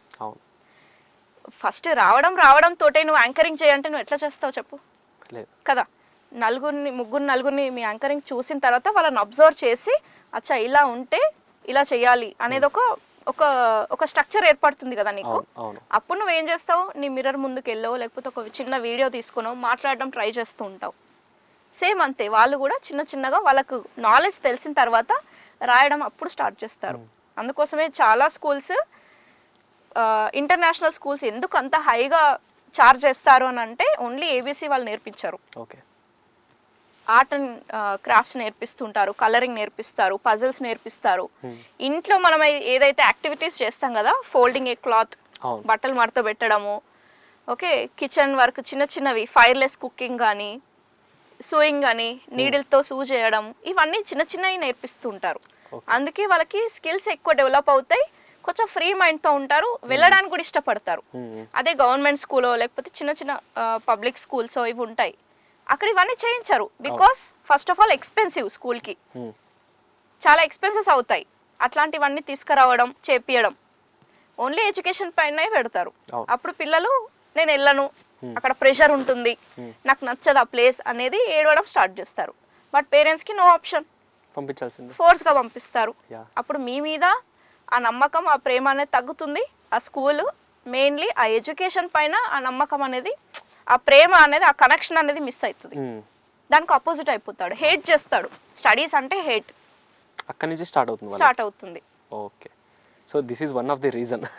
నాకు ఇప్పుడు అర్థమవుతుంది ఎందుకని చిన్నప్పుడు ఏడ్చే వాళ్ళమా, ఎందుకు స్కూల్కి వెళ్ళామంటే ఆ ప్రెషర్గా పంపించేవాళ్ళు. ఆ ఫన్ అనేది లేదు, ఎంటర్టైన్మెంట్ కావాలి పిల్లలకంటే. ఇప్పుడు ఇంట్లో కూడా నేను అదే చెప్తాను, మీ పిల్లలు తినట్లేదా, మీ పిల్లలు హోంవర్క్స్ రాయట్లేదా, మేక్ ఇట్ ఫన్. మార్నింగ్ లేవట్లేదా, లేకపోతే బ్రష్ చేసుకోరా లేచిన తర్వాత కూడా, అలానే ఏదో ఒకటి తినడానికి వెళ్ళిపోతారు, లేకపోతే స్నానం చేయను అంటారు. చిన్న ప్రాబ్లమ్సే ఉంటాయి పిల్లలతోటి. ఎందుకు? Because they need fun. ఒక యాక్టివిటీ ఫన్గా లేకపోతే వాళ్ళు బోర్గా ఫీల్ అవుతారు. మీరు వాళ్ళతో ఫన్గా చేయండి, దాంట్లో పోయేదేముంది. ఇప్పుడు బ్రష్ చేయాలి, ఒక స్పైడర్ మ్యాన్ అనే ఒక క్యారెక్టర్ తీసుకురండి. స్పైడర్ మ్యాన్ ఎవరో తెలుసా నీకు, ఒక క్యారెక్టర్ ఇంట్రడ్యూస్ చేసి ఆ క్యారెక్టర్కి అన్ని లింక్ చేయండి. అంత అంటే క్లీన్గా బ్రష్ చేసుకుంటున్నాడు కాబట్టి అంత హెల్తీగా ఫుడ్ తినగలుగుతున్నాడు, అంత బలం వచ్చింది స్పైడర్ మ్యాన్కి, అప్పుడు అందరికీ హెల్ప్ చేస్తాడు. బలం అంటే ఏంటి, చాలా మందికి మళ్ళీ వాళ్ళని గుద్దేస్తా వీళ్ళని ఫైట్ చేసేస్తా అని కాదు. నీకు హనుమంతుడు ఎందుకు, దేవుడు మనకి ఎందుకు ఎనర్జీ లేకపోతే ఎందుకు బలం ఇస్తున్నాడు అని అంటే ఇతరులకి హెల్ప్ చేయడానికి. అది వాడి మైండ్లో వేయాలి నువ్వు. లేకపోతే నువ్వెవరో వచ్చి కొట్టేయడం అలా కాదు. నెగిటివ్గా మనం ఎప్పుడూ చెప్పకూడదు పిల్లలకి, పాజిటివ్ సజెషన్స్ అంటాం దాన్నే. ఓకే. అండ్ చాలా మంది పిల్లలు ఇప్పుడు ప్రెసెంట్ ఉన్న పేరెంట్స్ ఏం చేస్తున్నారంటే జంక్ ఫుడ్, ఆ జంక్ ఫుడ్ బయట పెడుతున్నారు. ఇంట్లో చేసిన ఫుడ్ నాకు తెలిసి తక్కువ అయిపోయింది ఇప్పుడు ప్రెసెంట్, ఇంట్లో కుక్ చేసి వండడం పెట్టడం ఇట్లాంటి. సో జంక్ ఫుడ్ తినడం వల్ల కూడా చాలా వరకు పిల్లలకి మైనస్ అవుతుంది, వాళ్ళ హెల్త్ ఇష్యూస్ అవ్వచ్చు, వాళ్ళ గ్రోత్లో కానీ చాలా మైనస్ అవుతుంది. సో దాని గురించి ఒకవేళ చెప్పాలంటే ఎలా చెప్తారు? జంక్ ఫుడ్ తినడం వల్ల బెనిఫిట్స్ ఉన్నాయా లేవా? ఖచ్చితంగా హెల్తీ ఫుడే తినమని మన చిన్నప్పటి నుంచి తెలుసు. ఇక్కడ ఏమవుతుందంటే మన చిన్నప్పుడు చూసుకుంటే ఓన్లీ ఫాదర్, ఎవరైతే ఇంట్లో మేల్ ఎవరవుతుంటారో వాళ్ళు మాత్రమే బయటికి వెళ్ళి పనిచేసి మనీ తీసుకొచ్చి గడిపేవారు. 10,000 శాలరీ వచ్చినా కూడా మనం హ్యాపీగా ఉండేవాళ్ళం, ఏది ఉన్నా దాంతోటే హ్యాపీగా ఉండేవాళ్ళం. బట్ ఇప్పుడు అలా లేదు కదా, మొబైల్స్ వచ్చాయి, అందరి లైఫ్ స్టైల్స్ కనిపిస్తున్నాయి మనకి. ఎవరు ఎలా బతుకుతున్నాడు అనేది. మనం ఎందుకు అలా బతకకూడదు అని కంపారిజన్ స్టార్ట్ అయిపోయి మనం ఆ రేస్లో పరిగెట్టడం స్టార్ట్ చేస్తాం. ఓకే. మనం కూడా కార్ తెచ్చుకుందాం, మనం కూడా మంచి ఎల్ఈడి టీవీ తెచ్చుకుందాం, మంచి సోఫా తెచ్చుకుందాం. అప్పుడు ఏం కావాలి? ఎక్కువ మనీ కావాలి, డబ్బులు కావాలి. అప్పుడు పేరెంట్స్ ఇద్దరూ వర్క్ చేయాల్సి వస్తుంది. ఒక్కరి పైన ఇప్పుడు ఉండట్లేదు. చాలా మంది ఫ్యామిలీస్ అలా అయిపోయాయి. మమ్మీ డాడీ ఇద్దరు పని చేయకపోతే ఇల్లు గడవట్లేదు. ఎందుకంటే కోరికలు అలా ఉన్నాయి. పిల్లల పైన కూడా కోరికలు ఎలా? ఇంటర్నేషనల్ స్కూల్స్లో చదివించాలి, బెస్ట్ టాయ్స్ ఇవ్వాలి, బెస్ట్ బ్రాండెడ్ క్లోత్స్ ఇవ్వాలి. ఓకే, ఇవన్నీ కూడా. సో ఇక్కడ ఏమవుతుంది? సేమ్ క్వాలిటీ టైం మిస్ అవుతుంది వాళ్ళకి. ప్లస్ మీకు టైం లేక మీరు జంక్ ఫుడ్ తిని వాళ్ళకి తినిపిస్తున్నారు. ఓకే. జంక్ ఫుడ్ అంటే ఏదో ఇప్పుడు చాక్లెట్స్ బిస్కెట్స్ కాదు, చిన్న చిన్న థింగ్స్ కూడా వస్తాయి. ఇంట్లోకి ఒక చిప్స్ ప్యాకెట్ తెచ్చుకున్నా, లేకపోతే బిస్కెట్స్ తెచ్చుకున్నా, మీరు స్టోరేజ్ ఇంట్లో ఉంటే ఆబ్వియస్లీ తినాలనిపిస్తుంది కదా. మా పిల్లలు తింటున్నారు, బయట తింటున్నారు, ఇంట్లో తినట్లేదు అని అంటే బయట ఎలా ఉంటుంది environment? First of all restaurants ఎలా ఉంటాయి? మనకి వెళ్ళగానే ఒక ప్లెజెంట్ మూమెంట్ అట్రాక్ట్ చేస్తాయి, పిక్చర్స్ అట్రాక్ట్ చేస్తాయి, మంచి గార్నిషింగ్ చేస్తారు, మంచి స్మెల్ వస్తుంది. అంటే ఇక్కడ అన్ని సెన్సెస్ వాడుతున్నారు రెస్టారెంట్. బట్ ఇంట్లో ఎలా ఉంటుంది? బోరింగ్. అంటే 24 గంటలు ఒక థింగ్ని చూస్తే మనకి బోరింగ్ కొడుతుంది కదా. రెస్టారెంట్ ఎప్పుడో ఒకసారి వెళ్ళినప్పుడు మనకు బాగా అనిపిస్తుంది. సో ఫుడ్ కూడా అంతే. మీరు మీ పిల్లలు బయట ఫుడ్ ఎందుకు అలవాటు పడిపోయారు? This is the environment. ఇప్పుడు మీరు ఏం చేయాలి మరి? ఇంట్లో అట్లాంటి ఎన్విరాన్మెంట్ మీరు క్రియేట్ చేయాలి. మంచి స్మెల్ రావడం, చూడగానే అబ్బా తినిపించాలనుకోవడం. నార్మల్గా ఒక ఉప్మా చేసి లేకపోతే ఇడ్లీ పెట్టేసి తినాలంటే తినరు వాళ్ళు. చిన్నప్పటి నుంచి వాళ్ళకి ఫుడ్ని అలవాటు చేయాలి. అస్సలు తినట్లేదు, ఏదో ఒకటి తినిపించాలి అని అనుకుంటే మంచి గార్నిషింగ్ చేయాలి.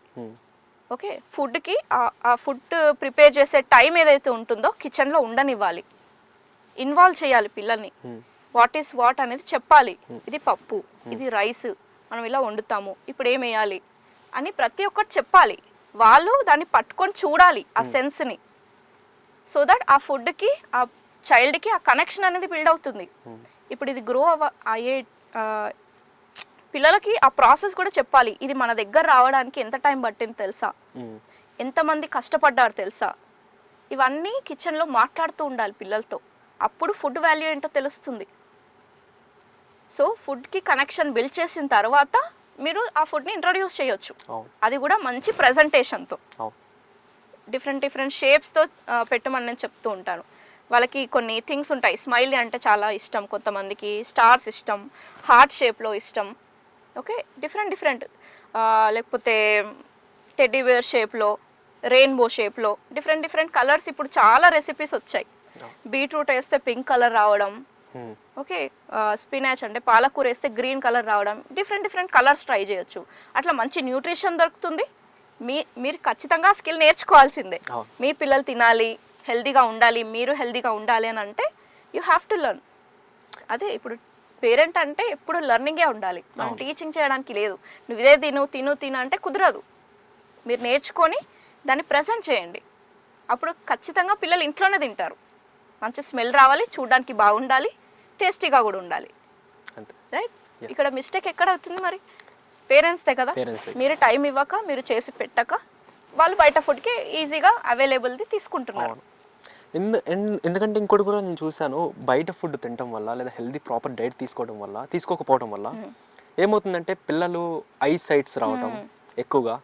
అండ్ నేను చిన్న పిల్లల్ని చూశాను, అప్పుడే వాళ్ళు పెద్ద ఇంత అద్దాలు పెట్టుకుని ఉంటారు. సో దానివల్ల వాళ్ళకి హెల్త్ ఇష్యూస్ రావడం, సరిగ్గా వీక్గా ఉండటం, వాళ్ళ బ్రెయిన్ ఫంక్షనింగ్ ఆగిపోవడం, అంటే ఎక్కువ గ్రోత్ చిన్నపిల్లలు అనే పెద్ద అయినా కూడా చిన్నపిల్లల మైండ్ సెట్తోనే ఉంటారు.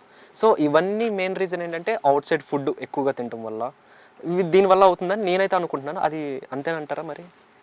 సో ఇక్కడ రెండు ఉన్నాయి. ఇప్పుడు ఏదైతే పిల్లలు చైల్డ్ ఒబేసిటీ అంటున్నారు, ఎందుకంటే చిన్న ఏజ్ లోనే ఇంత లావు ఉంటారు.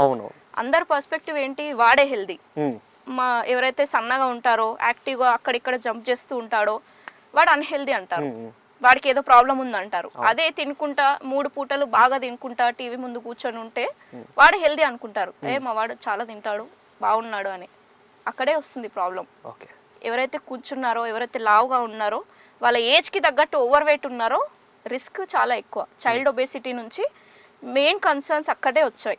ఇప్పుడు ఈవెన్ మనమైనా సరే అడల్ట్ పర్సన్స్ ఉన్నా సరే ఎవరైతే ఓవర్ వెయిట్ ఉంటారో వాళ్ళకి ఎక్కువ ఇష్యూస్ ఉంటాయి. వాళ్ళకి చూపించదు ఇప్పుడే బయటకి, బట్ ఏదో ఒక టైంలో అవి అన్నీ ఒకేసారి అటాక్ అవుతాయి. హై కొలెస్ట్రాల్ రావడం, ఫ్యాటీ లివర్ రావడం, ఓవర్ వెయిట్ అయిపోయి, ఇంకా అమ్మాయిలకైతే థైరాయిడ్ ఇష్యూ, పీసీఓడి, పీసీఓఎస్ అని, పిల్లలు కాకపోవడం చాలా వస్తాయి. హై షుగర్, హై బీపీ ఇవన్నీ వస్తాయి. ఇప్పుడు చైల్డ్లో కూడా ఆ రిస్క్ ఎక్కువ ఉంటుంది, ఇంకా తొందరగా ఫాస్ట్గా రావడానికి ఛాన్సెస్ ఎక్కువ ఉంటాయి. సో ఓన్లీ కొంతమంది ఏం చేస్తారంటే అన్నమే తినిపించాలి, అన్నం తింటేనే వాళ్ళు బలంగా ఉంటారు, ఎంత ఎక్కువ అన్నం తింటేనే బలంగా ఉంటారు. అది తప్పు. ఓన్లీ రైసే కాదు మన బాడీకి కావాల్సింది, ప్రాపర్ బ్యాలెన్స్డ్ మీల్ అనేది కావాలి. అంటే దాంట్లో హై ప్రోటీన్స్ ఉండాలి. మీరు నాన్ వెజ్ అయితే చికెన్, మటన్, ఎగ్స్ ఇవన్నీ, ఫిష్ ఇవన్నీ ఉంటాయి. అదే వెజిటేరియన్ అయితే మంచి పప్పులు కంపల్సరీ పెడతాం మన ఇంట్లో. ఇంకా ఇండియన్ ఫుడ్ ఏదైతే ఉందో ఇంకా చాలా బెస్ట్ అని నేను చెప్తాను, రాదర్ దాన్ వెస్టర్న్ కంట్రీస్. వాళ్ళ దాంట్లో కార్బ్స్ ఎక్కువ ఉంటాయి.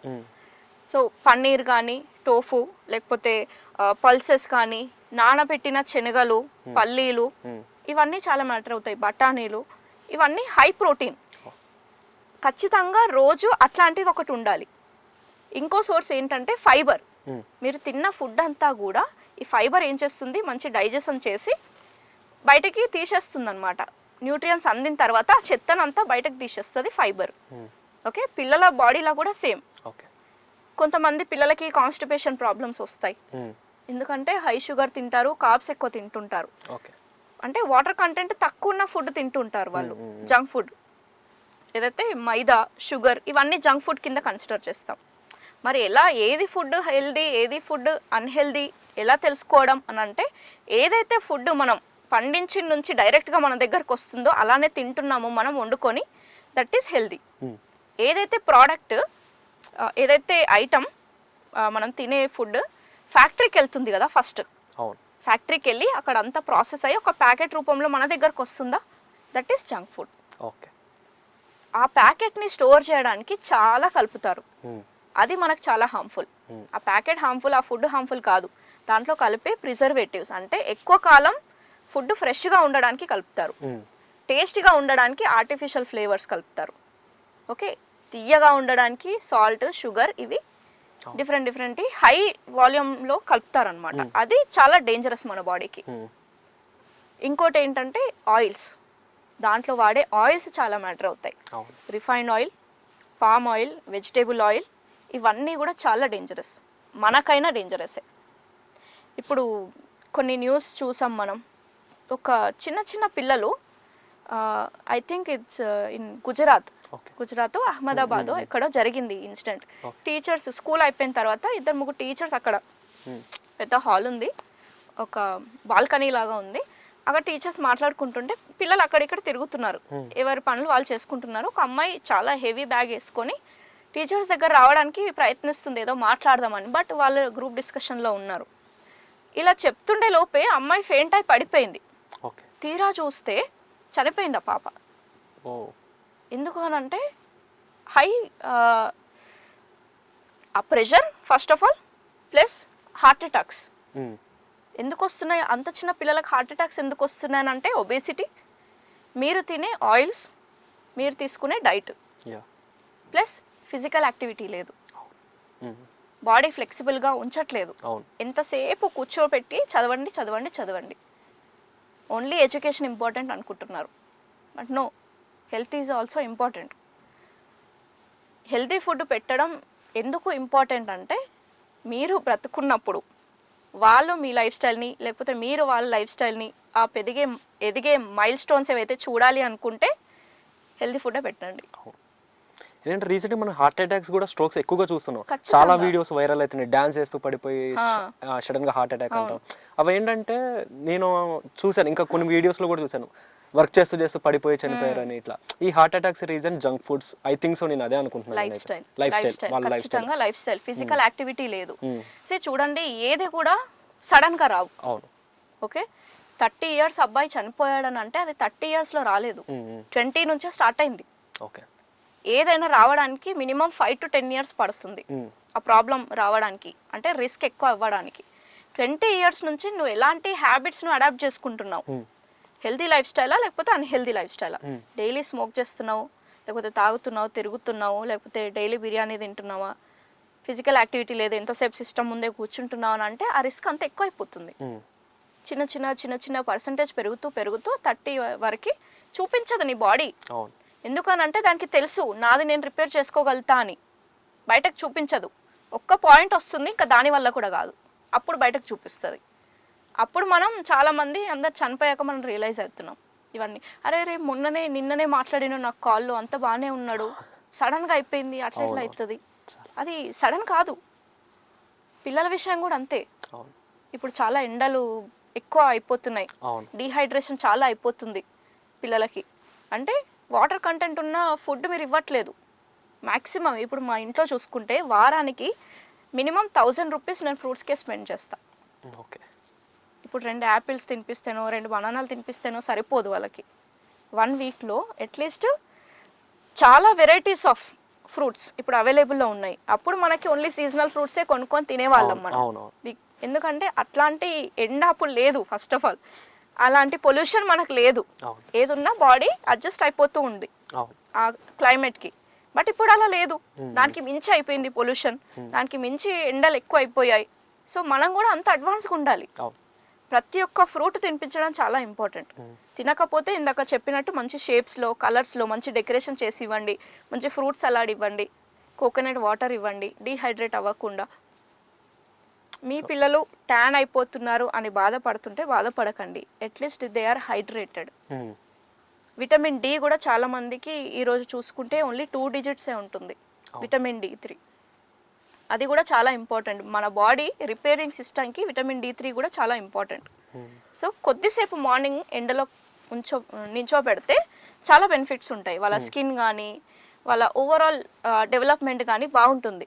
అందుకే మన పెద్దవాళ్ళు ఏం చేసేవారు, ఎర్లీగానే లేపేవారు, తొందరగా పడుకోబెట్టేవారు. మనం సన్ రైజ్ చూసేవాళ్ళం, సన్సెట్ చూసేవాళ్ళం. బట్ ఇప్పుడు అంతా కూడా అపార్ట్మెంట్స్లో లేకపోతే క్లోజ్డ్ ఏరియాల్లోనే మనం ఉంటున్నాం. ఆ సన్లైట్ మనకు పడట్లేదు.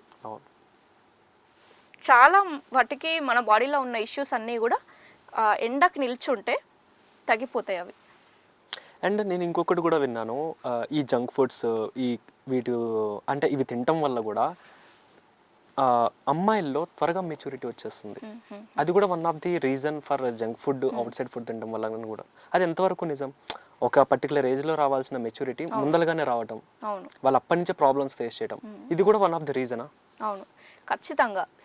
ఒక యావరేజ్ ఏజ్ ఏదైతే ఉందో, మెచ్యూరిటీ వచ్చే టైం ఏదైతే ఉందో అది that is 11 to 12 years. Okay, 10 to 12 years అనుకోండి యావరేజ్గా. బట్ ఇప్పుడు చాలా ఎర్లీగా వస్తున్నాయి, 8-9 yearsకే వచ్చేస్తున్నాయి. Because hormonal changes. Okay, hormonal changes ఎందుకు జరుగుతున్నాయి అని అంటే మనం తీసుకునే food. First of all food కూడా పాలు తీసుకుంటున్నాం డైలీ, ఖచ్చితంగా పాలు ఇవ్వాలని. ఆ పాలలో చాలా హార్మోన్స్ అనేటివి ఇర్రెగ్యులేట్ చేస్తాయి. ఇప్పుడు మన దగ్గరకు వచ్చేవి జెన్యూన్ పాలా చెప్పలేము, అసలు చెప్పలేము కదా. ఎంత బ్రాండెడ్ అయినా కూడా మనం చెప్పలేము. సరే, మా ఇంటి దగ్గర ఒక ఆవు పాలో లేకపోతే బర్రె పాలో ఏమో తీసుకుంటున్నాం అంటే వాడు కూడా ఇంజెక్షన్ ఇస్తున్నాడు, వాడి బిజినెస్ అది. మనం ఎవరిని నమ్మడానికి లేదు. అందుకే ఇది బెస్ట్ ఆప్షన్. మిల్క్కి నేను ఏదైనా ఉంది అని అంటే దట్ ఈస్ కోకోనట్ మిల్క్. దాంట్లో రిచ్ ప్రోటీన్ ఉంటుంది, ప్లస్ మంచి కాల్షియం కూడా ఉంటుంది. ఓకే, కోకోనట్ మిల్క్, ఇంకోటి ఆల్మండ్ మిల్క్, సోయా మిల్క్, ఇవన్నీ కూడా మనం తయారు చేసుకున్న మిల్క్స్ అన్నీ. ఓకే, ఈ మిల్క్స్ చాలా మంచివి. మీరు కనుక కాల్షియం అందాలి, పాలు తాగాలి డైలీ అని అంటే ఇవి ఇవ్వండి, రాదర్ దెన్ ప్యాకెట్ మిల్క్ లేకపోతే ఇంకేదో. సో ఇంకొక హార్మోనల్ ఇష్యూ ఎక్కడ వస్తుందంటే స్లీప్ ప్యాటర్న్. ఇప్పుడు 12-1 అయినా కూడా పడుకోవట్లేదు పిల్లలు. మనకు అలా ఉంటుండేనా? లైట్స్ అన్నీ ఆఫ్ చేస్తుండే, తొందరగానే మనం పడుకునే వాళ్ళం. ఆడుకొని ఇంకా అలసిపోతుండే మనమే. బట్ ఇప్పుడు అలా లేదు. ఫిజికల్ యాక్టివిటీ తగ్గింది. ఫస్ట్ ఆఫ్ ఆల్ అలసట లేదు బాడీకి, ప్లస్ స్క్రీన్స్ ఎక్కువ అయిపోయాయి. స్క్రీన్స్ ఎక్కువ అయినప్పుడు ఏమవుతుంది, మన బ్రెయిన్కి ఇంకా ఇది డే టైమే అనుకుంటుంది కళ్ళకి లైట్ చూపించినప్పుడు. సో సాయంత్రం ఎలా అయితే అవుతుందో, సన్ ఎప్పుడైతే డౌన్ అవుతూ ఉంటాడో అప్పుడు మన బాడీలో మెలటిన్ అనే హార్మోన్ రిలీజ్ అవుతుంది, that is sleep hormone. Okay, ఇప్పుడు ఏమవుతుంది, ఆ స్క్రీన్ చూపించినప్పుడు ఆ బ్రెయిన్ ఇంకా చీకటి అవ్వలేదు, ఐ హ్యావ్ టు వేకప్ అని చెప్పి ప్రెషర్ పెడుతుంది బ్రెయిన్కి, బాడీకి. అప్పుడే మనం చాలా స్క్రీన్స్ చూసి ఇట్లా నలుచుకుంటూ ఉంటారు పిల్లలు. ఎక్కువ కొంతమంది రెడ్డిష్ అయిపోతుంటాయి. పడుకో అని అంటే ఇంకా పడుకోరు, ఎందుకంటే ఇంకా హార్మోన్ రిలీజ్ అవ్వట్లేదు ఆ స్క్రీన్స్ వల్ల. చూసి చూసి వాడే వాడుకుంటాడు ఫోన్ అని కొంతమంది పిల్లలకి చేస్తుంటారు. రూమ్ అంతా చీకటి ఉంటుంది, వాడు ఫోన్ ఒక్కటి ఇంత బ్రైట్నెస్తో పెట్టేస్తారు. అసలు ఎంత పెద్ద మిస్టేక్ అని నేను చెప్తాను అది. సో తొందరగా పడుకోవాలని అంటే ఫస్ట్ మీరు పడుకోవాలి. ఓకే, 8-9 అయ్యిందంటే అన్ని ఫోన్స్, అన్ని టీవీ స్క్రీన్స్ అన్నీ ఆఫ్ చేసేయండి ఫస్ట్ ఆఫ్ ఆల్. ఓకే, పిల్లలకు కూడా అదే హ్యాబిచుయేట్ అవుతుంది. మా ఇంట్లో 8 అయిందంటే ఎవరు టీవీ చూడరు, ఎవరు ఫోన్స్ ముట్టుకోరు. పడుకునేటప్పుడు ఫోన్స్ కూడా చాలా మంది తల దగ్గర పట్టుకొని పడుకుంటారు. ఆ రేడియేషన్కి కూడా మన హార్మోనల్ చేంజెస్ అనేటివి జరుగుతుంటాయి. ఓకే, సో ఇవన్నీ ఫ్యాక్టర్ కన్సిడర్ చేయొచ్చు ఎవరైతే ఎర్లీ ప్యూబర్టీ వస్తుందో పిల్లలకి, అమ్మాయిలకి మెయిన్గా. సో ఎర్లీ ప్యూబర్టీ రావడంతో బ్రెయిన్కి రాని మెచ్యూరిటీ బాడీకి వచ్చేస్తుంది. అప్పుడు దాన్ని ఎలా హ్యాండిల్ చేయాలో తెలియక ప్రెషర్గా ఫీల్ అవుతున్నారు వాళ్ళు, భయపడుతున్నారు ఫస్ట్ ఇదేంటో తెలియక. సో ఆ అవేర్నెస్ అనేది ముందు నుంచే కల్పిస్తూ ఉండాలి యాజ్ ఏ మదర్గా. లేకపోతే డాక్టర్ దగ్గరికి తీసుకెళ్ళండి. మీకు ఎలా చెప్పాలో తెలియకపోతే డాక్టర్స్ దగ్గర తీసుకెళ్ళండి. ఒకవేళ మీ పిల్లలు అబ్బాయిలు అనుకోండి, ఆ ఏజ్ వచ్చిన తర్వాత వాట్ ఈస్ వాట్ అని వాళ్ళు ఎడ్యుకేషన్లో నేర్చుకుంటున్నారు. బట్ ఎడ్యుకేషన్లో రైట్ వేగా వాళ్ళు చెప్పకపోతే, పేరెంట్స్ కూడా మీరు కూడా చెప్పకపోతే వాడు ఏం చేస్తాడు? మళ్ళీ బయటకు వెళ్ళి రాంగ్ వేలో నేర్చుకుంటాడు వాడు. అదే ఇప్పుడు ఇన్సిడెంట్స్ అవుతున్నాయి మనకి చాలా. రేప్ కేసెస్ అని చిన్న చిన్న 8th-9th క్లాస్ పిల్లలు చేస్తున్నారు వాళ్ళ జూనియర్స్ కింద ఉన్న క్లాసెస్కి. నంద్యాల ఒక ఇన్సిడెంట్ అయింది. ఇట్లాంటివన్నీ ఎందుకు అవుతున్నాయి? Because of lack of knowledge. ఏమవుతుంది బాడీలో చేంజెస్ వాళ్ళకి గ్రహిస్తలేరు, ఎవరు చెప్పట్లేదు, హెసిటేట్గా ఫీల్ అవుతుంటారు టీచర్స్, పేరెంట్స్. అది చెప్పడానికి వాళ్ళు ధైర్యం చేయట్లేదు, అదే హెసిటేషన్ అన్నమాట అది. సో మీరు కనుక రైట్ వేలో రైట్ పద్ధతిలో మీరు చెప్పకపోతే రాంగ్ వేలో నేర్చుకొని వాడు రాంగ్గా బిహేవ్ చేస్తాడు. మీరు హెసిటేషన్గా ఫీల్ అయ్యి, సరే మీరు హెసిటేషన్గా ఫీల్ అవుతారు, లేకపోతే మీకే తెలీదు దాని గురించి ఎలా చెప్పాలో, అసలు అదేంటో డాక్టర్స్ దగ్గరికి వెళ్ళండి. గైనకాలజిస్టులు చాలా బాగా ఎక్స్ప్లెయిన్ చేస్తారు. వెళ్ళి సార్ లేకపోతే మేడం మా వాడికి ఇప్పుడు ఈ ఏజ్ వచ్చింది, కొంచెం దీని గురించి చెప్పండి. They feel happy. పేరెంట్సే ముందు నుంచి పిల్లల్ని ఎడ్యుకేట్ చేయమంటున్నారు అని డాక్టర్స్ హ్యాపీగా ఫీల్ అవుతారు. ఎందుకంటే ఇప్పుడు టీనేజ్ ప్రెగ్నెన్సీస్ కూడా చాలా ఎక్కువ అయిపోయాయి. చాలా, అవును. బికాస్ ఏం చేస్తే ఏమవుతుంది వాళ్ళకి తెలీదు. ఈ సెక్స్ ఎడ్యుకేషన్ ఏదైతే ఉందో చాలా ఇంపార్టెంట్ టాపిక్. పిల్లలకి తెలిసి తెలియక చేస్తున్నారు. అదంతా ప్రెషర్ కూడా పిల్లల కెరీర్ పాడైపోతుంది. పిల్లలు పేరెంట్స్ ఇన్ని రోజులు కాపాడుకున్న ఆ రెస్పెక్ట్, ఆ నమ్మకం పోతున్నాయి. చాలా ఇంపాక్ట్స్ చూపిస్తున్నాయి. కొంతమంది లైఫ్సే పోతున్నాయి. అందుకోసమే ఇది ఇనిషియేట్ తీసుకొని పేరెంట్సే హెసిటేషన్గా ఎప్పుడు ఫీల్ అవ్వరు. మీరు మీ పిల్లలు చెప్పినప్పుడు వింటారు అన్నప్పుడే కదా, నేను ఏది చెప్పినా వాడు యాక్సెప్ట్ చేస్తాడు అనుకున్నప్పుడే కదా మీరు చెప్పగలుగుతారు. మీకు రెస్పెక్ట్ ఇవ్వకపోతే మీరు ఎలా చెప్తారు? మరి ఆ రెస్పెక్ట్ పోగొట్టుకుంది ఎవరు?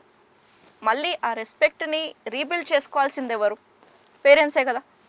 ఆ కనెక్షన్ని మెయింటైన్ చేసుకుంటూ వాళ్ళు చెప్పగలగాలి ఏ ఏజ్లో ఎలా కమ్యూనికేట్ చేయాలి.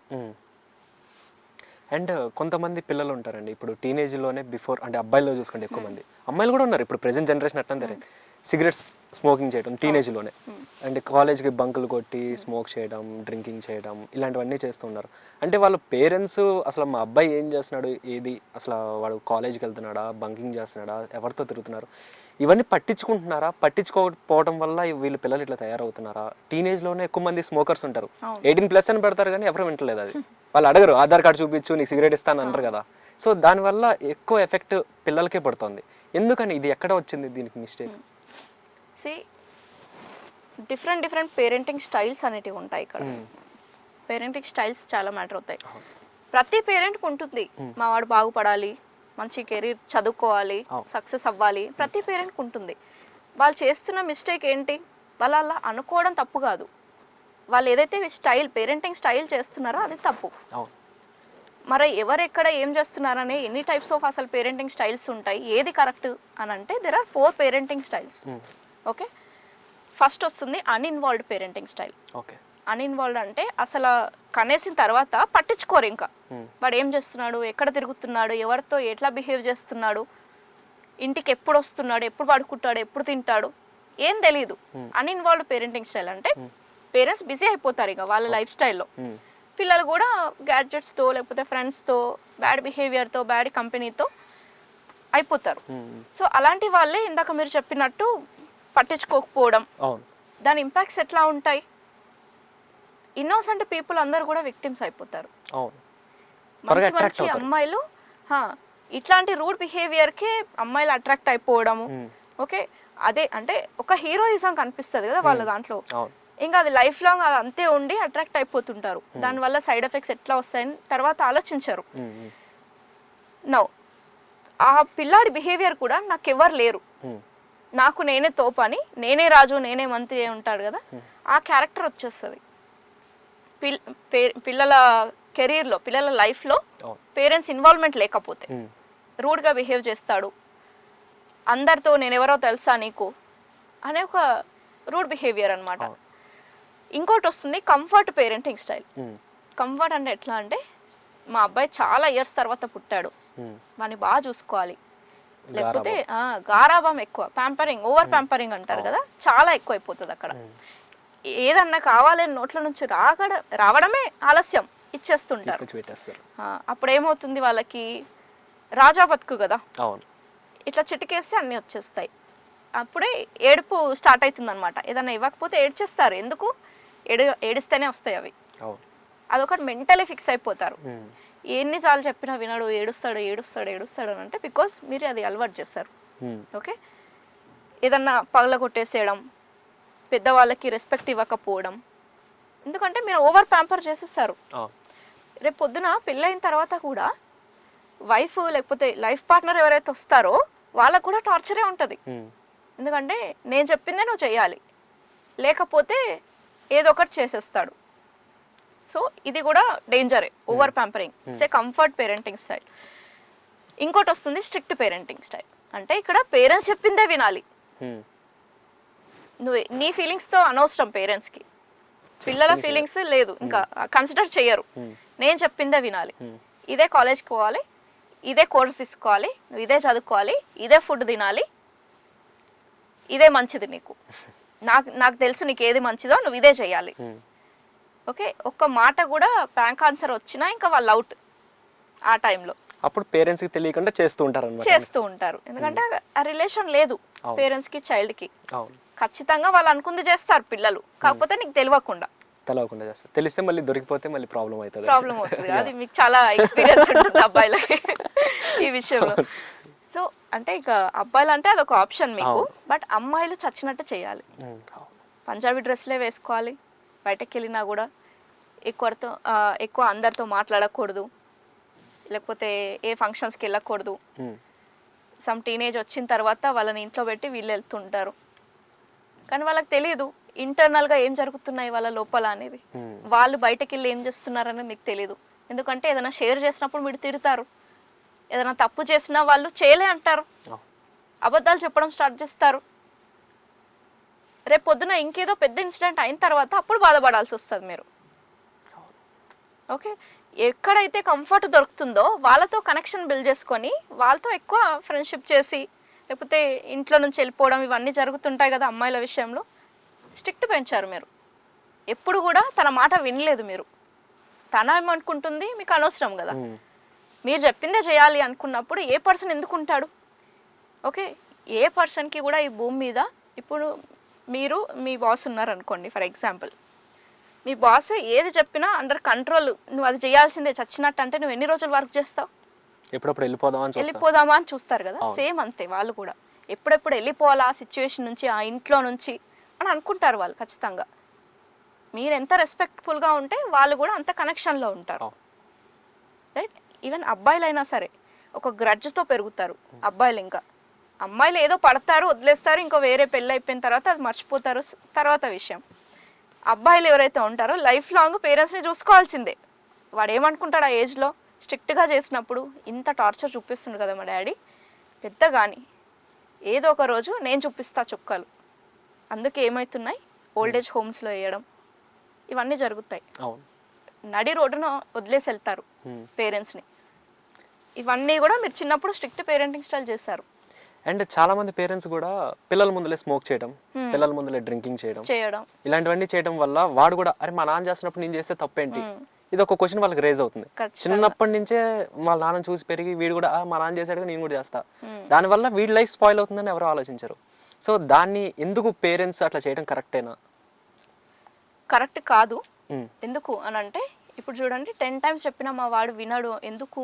బికాస్ మీరు చెప్పింది వింటున్నాడు కానీ అర్థం అవ్వట్లేదు. సెకండ్ థింగ్ ఏంటి అంటే వాళ్ళ బ్రెయిన్లో మిర్రర్ న్యూరాన్స్ అనేటివి చాలా స్ట్రాంగ్గా ఉంటాయి. అంటే చెప్పింది వినరు, చేసింది చూసి ఫాలో అవుతారు. ఇప్పుడు మీరే తాగొద్దు లేకపోతే తినొద్దు అని అన్నప్పుడు మీరు చేయొద్దు, అది ఫస్ట్ మీరు ఫాలో అవ్వండి, తర్వాత మాకు చెప్పండి అనేది ఉంటుంది పిల్లలకి. మా పేరెంట్సే చేస్తున్నప్పుడు ఇది చేస్తే తప్పు లేదు, ఒక కన్ఫ్యూజన్ స్టేజ్లోకి వెళ్ళిపోతారు. నాన్న చెప్తుంది ఒకటి, చేస్తుంది ఒకటి. సో పేరెంట్స్ అట్లా చేయడం అది కరెక్టేనా కాదు? మీ పిల్లల బిహేవియర్లో ఏదైనా చేంజ్ రావాలని అంటే ఫస్ట్ మీరు చేంజ్ అవ్వండి. వాళ్ళ ముందు తినడం తాగడం కరెక్ట్ కాదు. మీరు ఒకదానికి స్టిక్ అయి ఉండండి. ఫస్ట్ ఆఫ్ ఆల్ చేయకూడదు అని అనుకుంటే మీరు చేయొద్దు. ఇప్పుడు ఆ కన్ఫ్యూజన్ని మీరే క్రియేట్ చేస్తున్నారు. నీ ముందు తాగకపోవచ్చు, బయటకు వెళ్ళి ఫ్రెండ్స్తో తాగుతాడు వాడు. ఎందుకంటే మా డాడీ చేస్తుంది కరెక్టే, నేను చేసినా కరెక్టే. చాలామంది పిల్లలతోటి ఆ బాటిల్స్ తెప్పించుకోవడం. అవును. ఎందుకు?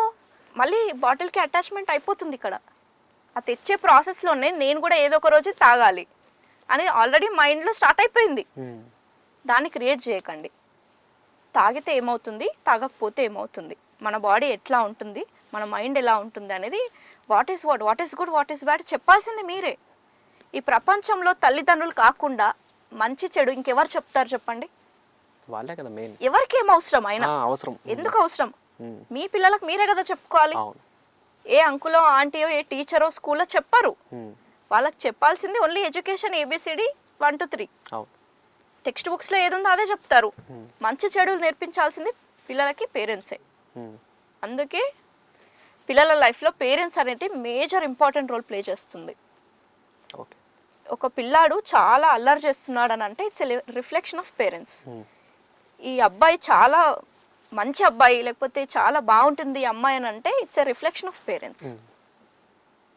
వాడు ఇలా పిల్లగాడు చూడు ఎంత గలీజ్గా అంటే బిహేవ్ చేస్తున్నాడు అని అంటారు.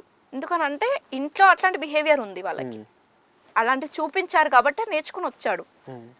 లేదు ఎదుటి పర్సన్ వచ్చిన తర్వాత నమస్కారం పెట్టడం లేకపోతే కాళ్ళకి దండం పెట్టడం పెద్దవాళ్ళు, అలాంటివి మీరు చేస్తుంటే వాళ్ళు చేస్తూ ఉంటారు. ఎంతసేపు చెప్పు కంటే మీ పిల్లలు చదువుకోవాలా, మంచి చదువుకోవాలి అని అంటే మీరే పొద్దున్న లేపి మీరు కూడా పక్కన కూర్చొని ఒక న్యూస్ పేపరు లేకపోతే మంచి బుక్ తీసుకొని మీరు కూర్చోవాలి. అలా చేయట్లేదు. ఇప్పుడు ఎగ్జామ్స్ వస్తున్నాయని చెప్పి పిల్లలను లేపి పేరెంట్స్ పడుకుంటారు.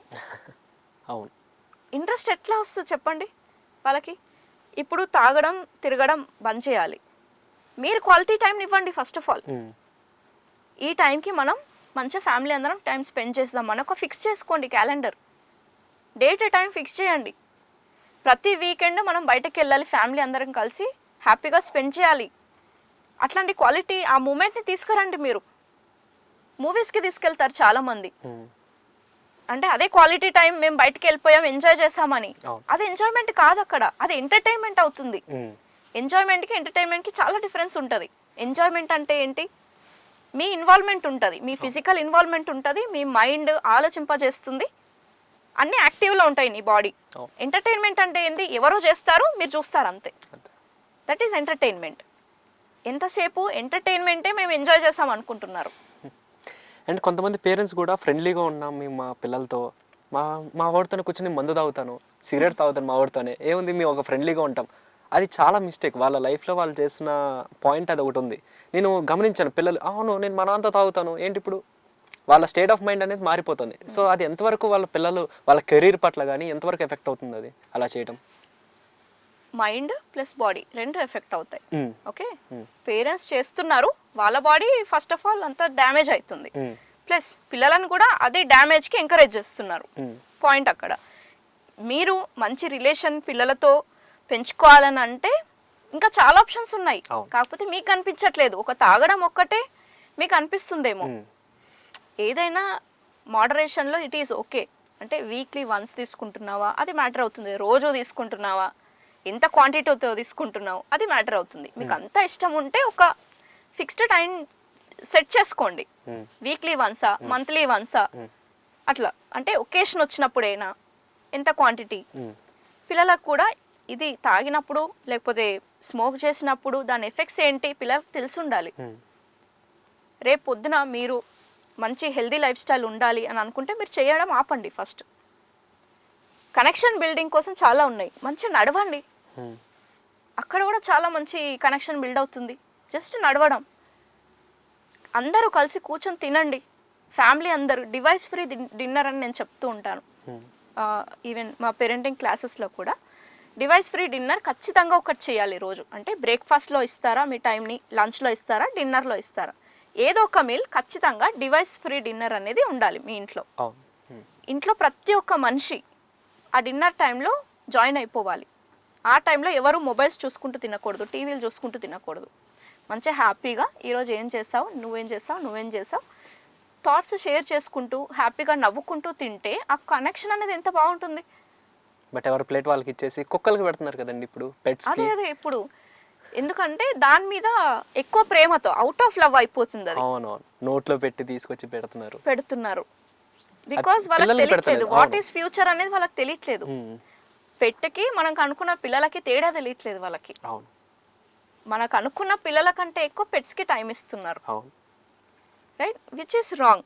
ఇప్పుడు ఆ పెట్టికి నువ్వు ఇలా వాడేసావా లేకపోతే ప్రేమగా తినిపిస్తున్నావా దానికి మ్యాటర్ కాదు, దానికి ఫుడ్ దొరకడమే మ్యాటర్. అవును, కానీ మీ పిల్లలకి చాలా మ్యాటర్ అవుతుంది. మీరు ఏం ఫుడ్ పెట్టారో ఇంపార్టెంట్ కాదు, ఎలా ప్రజెంట్ చేస్తున్నారు వాళ్ళకి అనేది ఇంపార్టెంట్.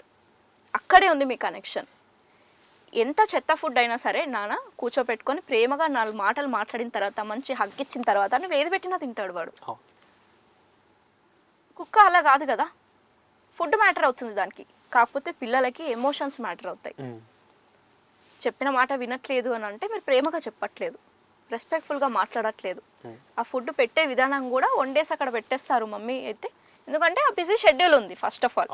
బట్ ఒక్కటి గుర్తుపెట్టుకోండి, ఏ వర్క్ కూడా మీ పిల్లల కంటే ఇంపార్టెంట్ కాదు.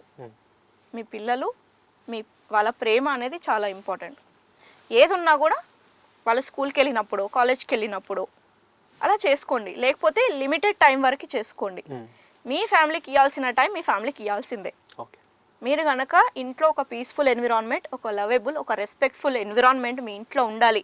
ఇంటికి రాగానే అబ్బా నా ఇల్లు అనే ఒక ప్రశాంతత దొరుకుతుంది కదా, అది రావాలి అని అంటే మీరు టైం ఇవ్వాలి. లేదు ఇంటికి రాగానే అబ్బా వీడు ఇంటికి వస్తే ఒక ఫోన్ మాట్లాడనివ్వడు, ఒక పని చేసుకొనివ్వడు, ఆ ప్రెషర్ ఉండకూడదు. ఇంటికి రాగానే చాలా ఒక పీస్ఫుల్ ఎన్విరాన్మెంట్ రావాలంటే కనెక్షన్ రావాలి. దానికోసం మీ టైం ఇవ్వాల్సి ఉంటుంది. మీరు ఏ విధంగా మాట్లాడుతున్నారు అనేది ఇంపార్టెంట్ అవుతుంది. ఈవెన్ మీ పార్ట్నర్ అయినా సరే ఏదైనా చెప్పినప్పుడు మన పార్ట్నర్, లైఫ్ పార్ట్నర్ మన మాట వినాలి అంటే మనం ఫస్ట్ వాళ్ళ మాటలు వినాలి ఫుల్గా. ఒక మంచి లిజనరే మంచి కమ్యూనికేటర్ అవుతాడు కదా. ఎదుటి పర్సన్ని నువ్వు ఎంత వింటే, ఎంత అర్థం చేసుకుంటే నువ్వు అంత బెస్ట్ అవుట్పుట్ నువ్వు చెప్పగలుగుతుంటావు. అంటే ఇప్పుడు ఇలాంటి పర్సన్కి నేను ఏ విధంగా చెప్పాలి, ఇప్పుడు అన్ని ఫింగర్స్ ఒకేలా ఉండవు కదా. మీ అత్త మామ డిఫరెంట్గా ఆలోచిస్తారు, మీ హస్బెండ్ వైఫ్ డిఫరెంట్గా ఆలోచిస్తారు, మీ పిల్లలు డిఫరెంట్గా ఆలోచిస్తారు, మీ ఇంట్లో ఉన్న పెట్టు కూడా డిఫరెంట్గా ఆలోచిస్తుంది. అందరికీ ఒకేలాంటి పనికిరావు. మీ పిల్లలకి ఏం కావాలి, ఎమోషన్స్. మీ హస్బెండ్కి ఏం కావాలి, నీ టైం కావాలి. ఓకే, నువ్వు చేస్తున్న యాక్ట్ ఆఫ్ సర్వీస్ కావాలి. అంటే చాలామంది మార్నింగ్ లేవగానే బెడ్ కాఫీ రాకపోతే, ఈవెన్ వైఫ్ అయినా హస్బెండ్ అయినా ఇద్దరు ఇస్తున్నారు కాబట్టి ఇప్పుడు అది రాకపోతే చాలా డే మొత్తం డిస్టర్బ్గా ఉంటుంది. అరే ఏంటి ఈరోజు నాకు బెడ్ కాఫీ ఇవ్వలేదు, సంథింగ్ ఈజ్ రాంగ్. అట్లా యాక్ట్ ఆఫ్ సర్వీస్ అంటాం దాన్ని. చిన్న చిన్న థింగ్స్ మన లైఫ్ పార్ట్నర్ మన డైలీ లైఫ్లో అది చేయకపోతే డిస్టర్బ్ అయిపోతాం. అది ఉండాలి డైలీ. అప్పుడే ఆ కనెక్షన్ అనేది, ఆ రెస్పెక్ట్ అనేది ఇద్దరి మధ్య మ్యూచువల్ అండర్స్టాండింగ్ అనేది ఉంటుంది. ఇప్పుడు నా హస్బెండ్ నాకు ఎందుకు సపోర్ట్ చేయాలి, బికాస్ నేను చేశాను కాబట్టి. ఓకే, మనకి ఏదైనా కావాలి అనుకున్నప్పుడు అమ్మాయిల దగ్గర ఇదే ఒక ప్రాబ్లం ఉంటుంది అనమాట. ఏదైతే వాళ్ళు అనుకుంటారో బయటకు చెప్పరు, బట్ ఎదుటి పర్సన్ అది పని చేయాలి, అర్థం చేసుకోవాలి, చేయాలి, వాళ్ళే అర్థం చేసుకొని చేయాలి. అదొక ఏమంటారు, ఒక ప్రోస్ అండ్ కాన్స్ అంటాం కదా, అలా ఒక నెగిటివ్ ఫీడ్బ్యాక్ అనమాట అమ్మాయిలది. సో నేను అమ్మాయిలందరికీ చెప్పేది ఇదే, ఈవెన్ రిలేషన్షిప్లో ఉన్నా, లేకపోతే మీకు పెళ్ళై మంచి లైఫ్ పార్ట్నర్తో ఉన్నా, ఓకే, లేదా మీ పిల్లలే అయినా, ఏదైనా ఒక పర్సన్ గురించి నువ్వు ఏదైనా ఎక్స్పెక్ట్ చేస్తున్నప్పుడు చెప్పండి, ఐఎమ్ ఎక్స్పెక్టింగ్ దిస్. ఎక్స్పెక్టేషన్స్ ఉన్నప్పుడే డిసప్పాయింట్మెంట్స్ ఉంటాయి. ఐదర్ ఎక్స్పెక్టేషన్స్ పెట్టుకోకండి, పెట్టుకుంటే మీకు ఇవి ఉన్నాయని చెప్పండి, సో దట్ ఎదుటి పర్సన్కి అర్థమవుతుంది. మైండ్ రీడర్ కాదు కదా ఇంట్లో ఉన్న వాళ్ళందరూ, నిన్ను ముందే అర్థం చేసేసుకొని నీకు అన్ని ఫుల్ఫిల్ చేయడం, నిన్ను హ్యాపీగా ఉన్నావా లేదా చెక్ చేసుకోవడం, నన్ ఆఫ్ దేర్ బిజినెస్ కదా. వాళ్ళ లైఫ్ వాళ్ళకుంది, మీ లైఫ్ మీకుంది. ఈరోజు చూసుకుంటే అందరు బిజీ లైఫ్స్ అందరికి ఉన్నాయి. సో ఒక రిలేషన్ని మెయింటైన్ చేయాలని అంటే నాకేది ఇష్టం, నీకేది ఇష్టం, ఇద్దరు షేరింగ్ చేసుకోవాలి, అది మ్యాటర్ అవుతుంది. ఈవెన్ పిల్లలకు కూడా ఏదైనా ఇష్టం ఉన్న యాక్టివిటీ ఏదైనా ఉన్నప్పుడు మీరు 100% దాంట్లో ఉంటే ఆ కనెక్షన్ బిల్డ్ అవుతుంది. అండ్ ఇప్పుడు ప్రెసెంట్ ఉన్న జనరేషన్ అసలు లవ్ అంటే తెలియదండి. అసలు వాట్ ఈజ్ లవ్ అనేది మీరు చెప్తే కొంచెం తెలుస్తుంది. సి లవ్ అంటే మనమంతా ఏమంటారు పర్ఫెక్ట్ మీనింగ్ అని చెప్పలేము, ఓకే, బట్ లవ్ అన్నప్పుడు ఓన్లీ వన్ సైడెడే ఉంటుంది. ఓన్లీ ఇవ్వడమే లవ్ అని నేను చెప్తాను. ఎక్స్పెక్ట్ చేసేది లవ్ కాదు, ఇట్స్ ఏ కండిషనల్ అయిపోతుంది. లవ్ షుడ్ బి అన్కండిషనల్ అంటారు కదా. నువ్వు ఏం ఎక్స్పెక్ట్ చేయకుండానే నీ నుంచి నీకు ఒక పర్సన్ అంటే ఇష్టం, ఆ పర్సన్ ఎప్పుడు హ్యాపీగా ఉండాలనే చూస్తావు. దానికి చిన్న ఏదైనా డ్యామేజ్ జరిగినా నువ్వు చాలా బాధపడిపోతావు. That is love. ఇప్పుడు ఒక ఫ్లవర్ ఉంది, నీకు ఆ ఫ్లవర్ నచ్చింది అనుకో,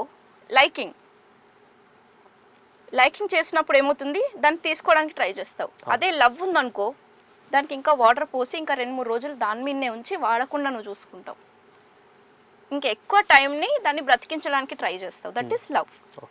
లవ్కి లైకింగ్కి చాలా డిఫరెన్స్ ఉంది. లైకింగ్ అంటే నీకు నచ్చింది, నీకు కావాల్సింది తీసేసుకుంటావు ఆ ఫ్లవర్ని. అదే ఆ ఫ్లవర్ని లవ్ చేస్తే దాన్ని నర్చర్ చేయడానికి ట్రై చేస్తావు. అంటే ఎంతసేపు నీకు ఏదన్నా కష్టపడి ఎఫర్ట్ పెట్టాల్సింది ఏదైనా ఉన్నా కూడా నువ్వు పెడతావు, నీకు కష్టమైనా సరే. దట్ ఈస్ లవ్, ఏదైతే ఎక్స్పెక్ట్ చెయ్యనిదో. ఎందుకంటే ఒకప్పుడు జనరేషన్స్ లవ్ అంటే మనం చూసాం ఆల్రెడీ. అప్పట్లో లవ్ అంటే ఒక మనిషితోనే ఉండేవాళ్ళు. ఇప్పుడు లవ్ అట్లా లేదు, ఒక మనిషి 10 మంది మనుషులతో ఉంటున్నారు. ఇప్పుడు జనరేషన్ టోటల్ చేంజ్ అయిపోయింది, కంప్లీట్లీ చేంజ్ అయిపోయింది. సీరియస్లీ, ఎందుకంటే ఆప్షన్స్ చాలా ఎక్కువ అయిపోయాయి. ఒక మనిషి మీద 3 months ఉంటుంది, ఒక మనిషి మీద 6 months ఉంటుంది, ఒక మనిషి మీద అసలు 2 days ఉంటుంది. అది లవ్వే కాదు జనరల్ గా చెప్పాలంటే. ఇప్పుడు ఏదో వస్తున్నాయి కదా, సిచ్యుయేషన్షిప్ అని అంటారు, ఫ్లర్టేషన్షిప్ ఏదో అంటున్నారు. అసలు మన జనరేషన్ లో అవన్నీ లేవు. ఇప్పుడు ఒక పర్సన్ తో కమిట్ అయిపోతే ఇంకో పర్సన్ ని ఆ ప్లేస్ లో, అంటే మన ప్లేస్ లో ఇంకో పర్సన్ ని చూసుకోవడం అనేది అసలు ఆ ఊహకు కూడా అందని, ఆ హట్టింగ్ అవుతాం చాలా. ఎక్కువ మంది టీనేజర్స్ నేను చూసాను. వాళ్ళు ఏంటంటే ఒక మనిషిని లవ్ చేసి మళ్ళీ ఒక 3 months తర్వాత మళ్ళీ ఆ పర్సన్తో ఉంటారు, వేరే పర్సన్తో ఉంటారు. ఏంటని అడిగితే అయిపోయింది, వాడితో బ్రేకప్ అయిపోయింది, ఇప్పుడు ఈ పర్సన్. కట్ చేస్తే ఒక 3-4 లవ్ బ్రేకప్స్ అయిన తర్వాత వేరే పర్సన్ పెళ్లి చేసుకుంటారు. ఇందెందుకు చేయటం అంటే వీళ్ళకి ఇంటి దగ్గర దొరకని ఆ లవ్ వీళ్ళ దగ్గర దొరుకుతుందని ఎత్తుకుంటున్నారా, లేకపోతే ఏంటి? అంటే రియల్ మీనింగ్ ఆఫ్ లవ్ ఏదైతే ఉందో, ఏదైతే పేరెంట్స్ నుంచి వచ్చేదో అదే కదా అన్కండిషనల్ లవ్ అంటాం. పేరెంట్స్ ఏది ఎక్స్పెక్ట్ చేయకుండానే మనకు అన్నీ చేస్తున్నారు కదా. చిన్నప్పటి నుంచి అంటే పుట్టక ముందు నుంచే మన మీద ప్రేమ కలిగింది, మనల్ని చూడక ముందే. That is unconditional love. ఏదైతే ఏదో అంటారు కదా ఫస్ట్ సైట్ అని, లవ్ ఎట్ ఫస్ట్ సైట్ అంటారు కదా, అది లవ్ కాదు. ఏదో నువ్వు అపియరెన్స్ చూసి లేకపోతే చిన్న ఒక సిచ్యువేషన్ ని బట్టి నువ్వు జడ్జ్ చేస్తున్నావు ఆ పర్సన్ మీద లవ్ అని చెప్పి. లవ్ అంటే ఏంటి, ఆ పర్సన్ గురించి నీకు అన్నీ తెలిసి ఉండాలి. అన్నీ అంటే ఓన్లీ పాజిటివ్ కాదు, అయినా second coin of the face కూడా నీకు తెలిసి ఉండాలి. దాన్ని నువ్వు యాక్సెప్ట్ చేయగలగాలి. ఇప్పుడు నీ మదర్ ఉంది, ఓకే, నీ గురించి అన్నీ తెలుసు, నీ బ్యాడ్ తెలుసు, నీ గుడ్ తెలుసు, అయినా కూడా she still love you. That is unconditional. ఏదున్నా యాక్సెప్ట్ చేయగలగాలి. బట్ ఇప్పుడు ఎలా ఉందంటే ఓన్లీ మనం మంచి మాత్రమే చూపించుకుంటాం. I'm a good boy, I'm a good girl, నేను అందంగా ఉంటాను, లేకపోతే నేను బాగా మాట్లాడగలుగుతాను, నేను బాగా రెడీ అవుతాను, ఇది మాత్రమే షోకేస్ అవుతుంది కదా. వెనకాల మరి నీకు పేషెన్స్ లేనప్పుడు నువ్వు చాలా వెయిట్ చేయించావు, చాలా కోపం వచ్చింది, ఆ కోపం సిచ్యువేషన్లో నువ్వు ఎట్లా రియాక్ట్ అవుతున్నావు ఇక్కడ. రేపు పొద్దున చాలా ఫైనాన్షియల్ ఇష్యూస్ వస్తాయి, ఓకే, చాలా హెల్త్ ఇష్యూస్ వస్తాయి, చాలా పిల్లల ఇన్ఫెర్టిలిటీ ఇష్యూ వస్తుంది. ఆ టైంలో నువ్వు ఎట్లా రియాక్ట్ అవుతావు నీకు తెలియదు కదా. అవును. అవన్నీ కూడా కండిషనల్ అయిపోతాయి. మళ్ళీ అవి వెనకాల ఉన్నాయి కనిపించేసరికి బ్రేకప్స్. అవును. అండ్ ఇప్పుడు చాలామంది అంటే జనరల్గా జనరేషన్ ఎట్లా ఉందంటే మనిషి వాల్యూస్ ఎమోషన్స్ని పక్కన పెడితే మనిషి దగ్గర డబ్బు ఉందా, డబ్బు ఉంటేనే లవ్ చేస్తారు, డబ్బు ఉంటేనే వాడు మనిషి, డబ్బు లేకపోతే వాడు మనిషే కాదన్నట్టు ఇప్పుడు ప్రెజెంట్ ఉన్న జనరేషన్ అట్లా చూస్తున్నారు. ఎందుకని ఈ డబ్బు అనేది ఒక వ్యసనంలా అయిపోయిందా ఇప్పుడున్న ప్రెజెంట్ జనరేషన్కి, లేదా డబ్బే అవసరం అయిపోయిందా? ఎందుకని ఒకప్పుడు అట్లా లేదు. కరెక్ట్. సి అదే అంటారు రిక్వైర్మెంట్ ఫేస్ అని. ఓకే, ఫస్ట్ వస్తుంది ఎప్పుడైతే ఒక మనిషి ఇంకో మనిషికి పరిచయం అయినప్పుడు ఇట్స్ ఏ రొమాంటిక్ ఫేస్ నుంచి స్టార్ట్ అవుతుంది. Romantic face. దాని తర్వాత రికమెండేషన్ ఫేస్ వస్తుంది. అంటే స్టార్టింగ్ రొమాంటిక్ ఫేస్లో ఓన్లీ పాజిటివ్ కనిపిస్తాయి, చాలా అట్రాక్ట్ అయిపోతావు.